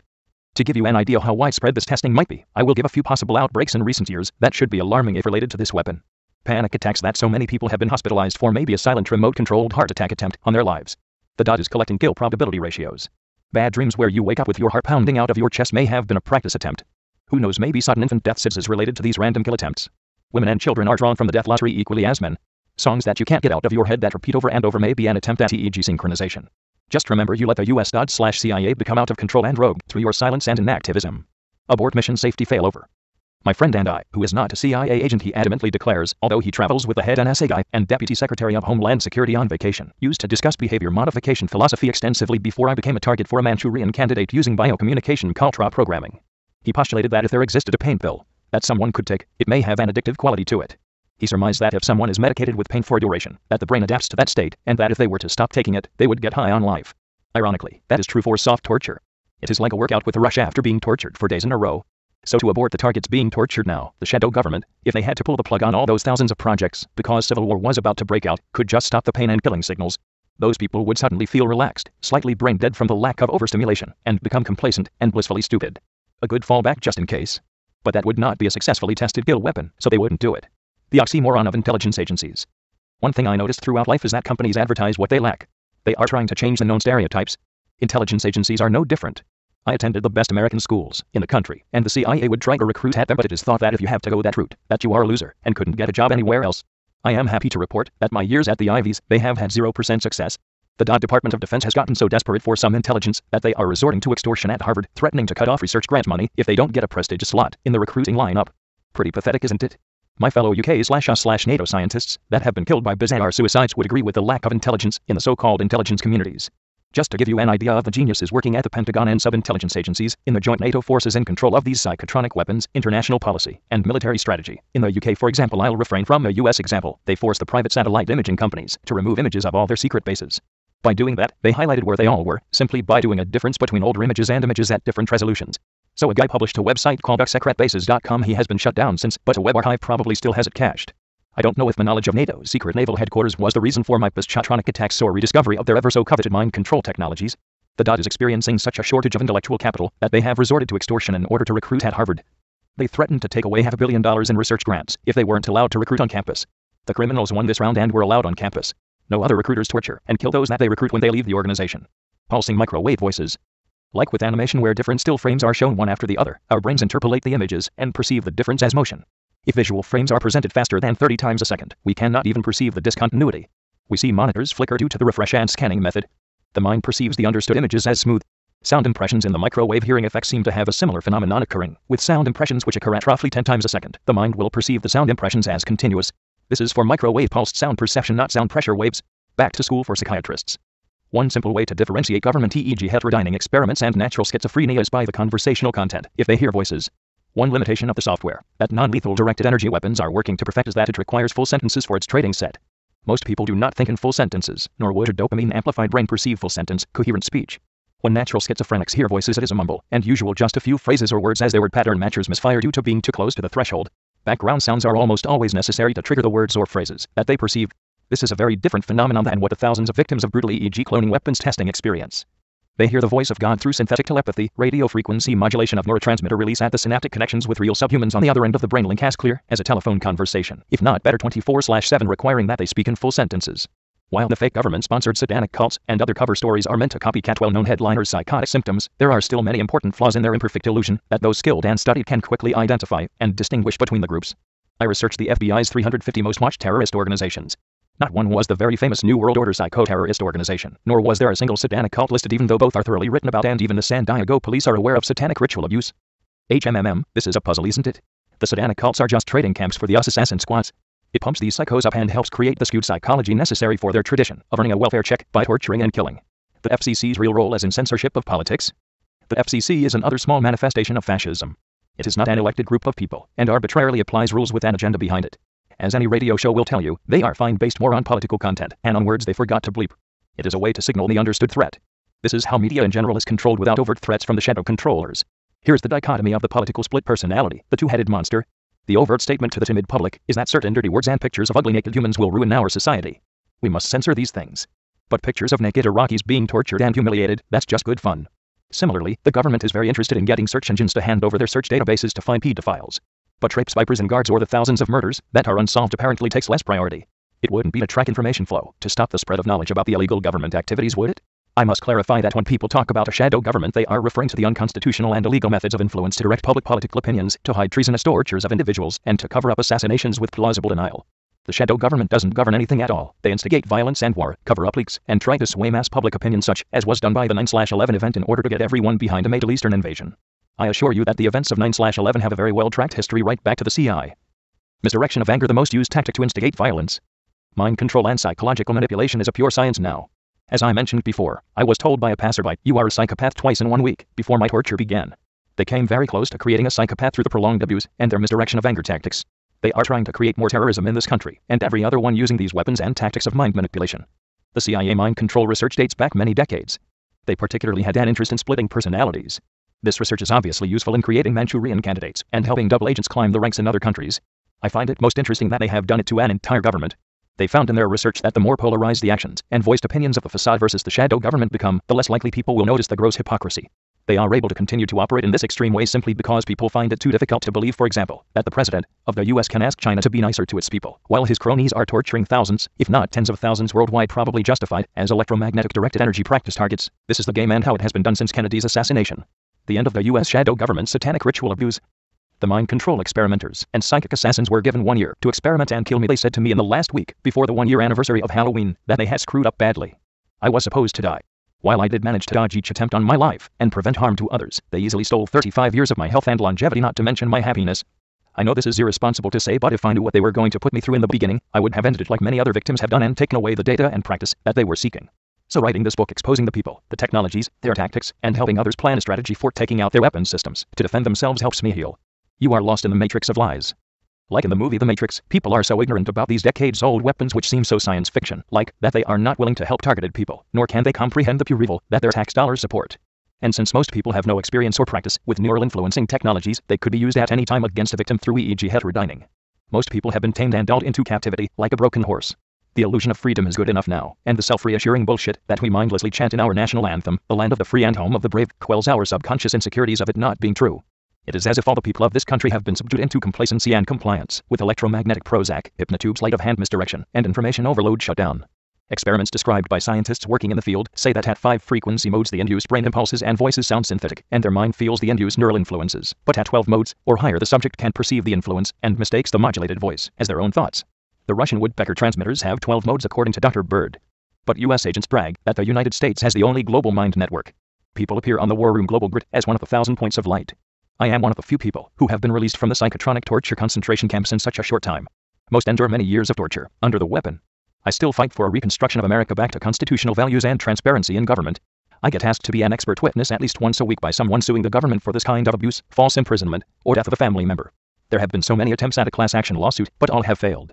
It usually takes 20 years for the government to release the documents validating what victims of other experiments in history tried to get the public to recognize while they were alive. This is an informational war, no bombs and no missiles. Even the hacking of the human mind is classified as an information weapon. I met with one ex-CIA agent who was fighting the shadow government. He never told me why, whether he was a torture experiment. He had bodyguards with him when we met. Clearly, he knows how corrupt the agency is. The ex-FBI agents and other ex-government agents were cautious in different ways.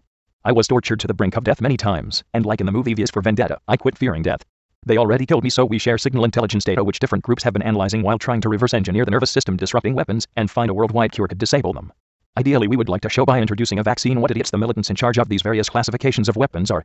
We need to knock out their surveillance capabilities and nervous system influence, then break through the information gridlock using creative means. The $100 billion weapon system could be rendered useless. That is our immediate goal, since justice is a long way off and waking up the population from their hypnotic dream has proved impossible given the complete control of the information streams. If you are reading this book, you most likely had to get it directly from the source, or in order for a mainstream publisher to accept it, I had to publish it as fiction. I openly lecture around the country on these weapons, whose forums are free and open to the public. If you have interest, network yourself in and come to one of the monthly gatherings. There are groups everywhere in the world. The protocols of the hypocrisy. So, in these approved torture and kill statistical experiments, they must follow strict protocols.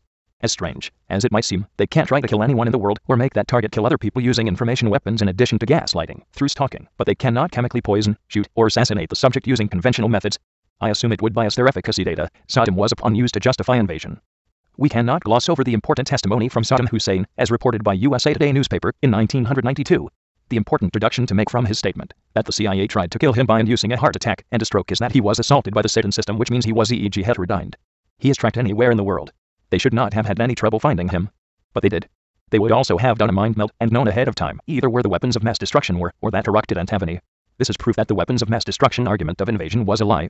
Tony Blair of the UK said that one of his scientists said that they were weapons of mass destruction. That scientist came forward and denied what Tony Blair said. The scientist ended up dead from a bizarre suicide a week later. The web of lies pile many layers deep. Now the funny part. Satan was used on me, and the remote heart attack and stroke sensations were a major part of the experimentation I endured for a year. I am in good health and wasn't too concerned about a stroke. It was difficult to tell if they could actually cause vasoconstriction and increase my blood pressure, or if it was another EEG heterodyne hoax. The Army has published documents we hold that show that they mapped out the sensory pathways of the brain completely. My EEG cloner told me that they bend over, causing the blood to rush to their heads, and in addition put pressure on their heads with their hands, or a tight baseball cap, and, because I feel everything that they do, it feels like they are causing a pressure buildup in my head. They said that they pedaled on a standing bicycle to increase their heart rates, which would increase my heart rate slightly, but it would feel like my heart was pounding out of my chest because our sensory perceptions were linked, or cloned. I would take my pulse, but it wouldn't feel all that unusual. So it is difficult to say if they were trying to assassinate Saddam, or just make him panic, which allows them to gain more control. And since people think of the evilest things they are going to do in revenge when tortured, it was a way to understand his possible capabilities. This would not only provoke Saddam, which partially led us to the current war, but allowed them to know in his angriest moment what he was planning to do or now provoked to do. Incredible, isn't it? How criminal, careless, and stupid the CIA and MI5 are? Tens of billions of dollars in war, thousands of lives lost, and many thousands more psychotronically tortured daily worldwide, and traditionally tortured in Iraq. 35 million people have died due to the secrecy since EEG heterodyning was discovered that it could have saved. They have to keep it a secret now, because the atrocities, stupidity, and treasonous crimes under the Constitution have reached epic proportions that people would lose all faith in our leaders' abilities to govern wisely if it were widely known. We are in the darkest period of American and human history, but secrecy and ignorance keeps it vastly unknown.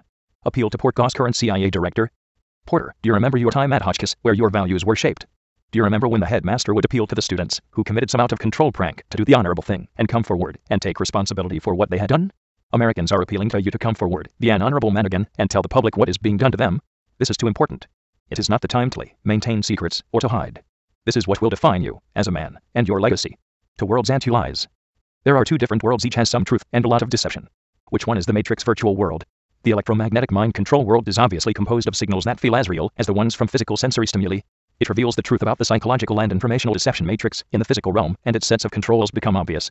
From that matrix of deception, one can view those in the mind network as deceived by the virtual pain and panic, controlled by electromagnetic pulses of energy in the brain.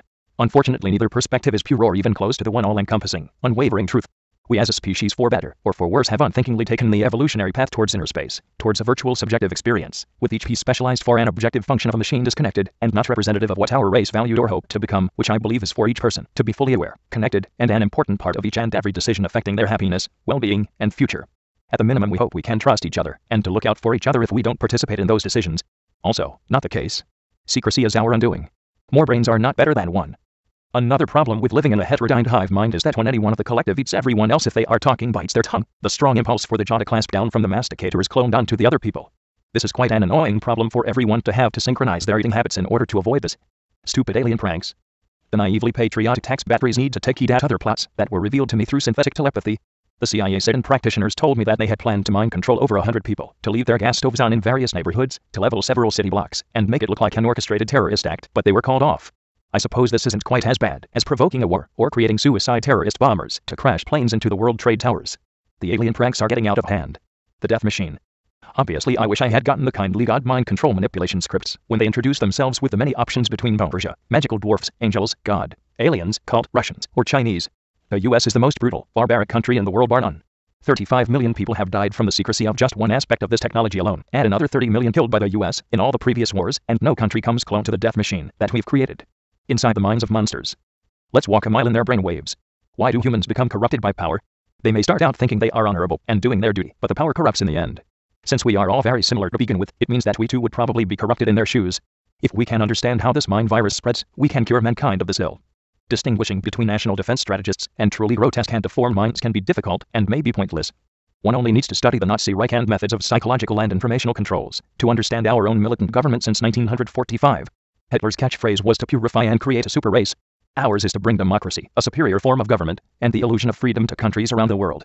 For Russia, it is probably similar in rationality. It is still fascism in 3 different forms and under 3 different names and flags. War is the illness. Power and control are the temptation. Greed and fame are the drivers. Honor and duty are the secondary level of skewed rationality and method of controls. Thoughtless obedience and conformity makes up the third. Welcome to the Third Reich and the final solution. There have been many architects of the matrices of deceptions. Other books go into their personal values and lives, and most have not seen connections. We must ensure that power is not taken by the military industry complex, whether sought or unsought. President and General Eisenhower. Military coup d'etat. Hypothetically, if you were addicted to power and control, and were able to rationalize your addiction by saying to yourself, I know what the society needs, and how to protect them from themselves for the good of America's military might in the world, how would you go about gaining more control and power? You would play off of society's fears. You would have a Cold War with a nuclear threat with Russia. You would create or allow acts of terrorism, the term for guerrilla warfare that has been rebranded. If we translated it back, we have absurdly declared war on war.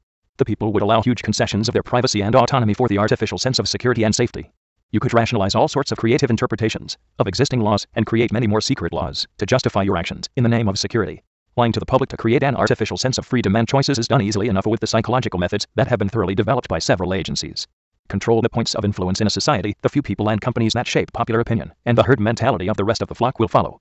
Now, imagine you had a mind control weapon in your possession that could be used to silence objectors and control those points of influence. Would you use it? Absolute power corrupts absolutely. This is the grim situation we face today.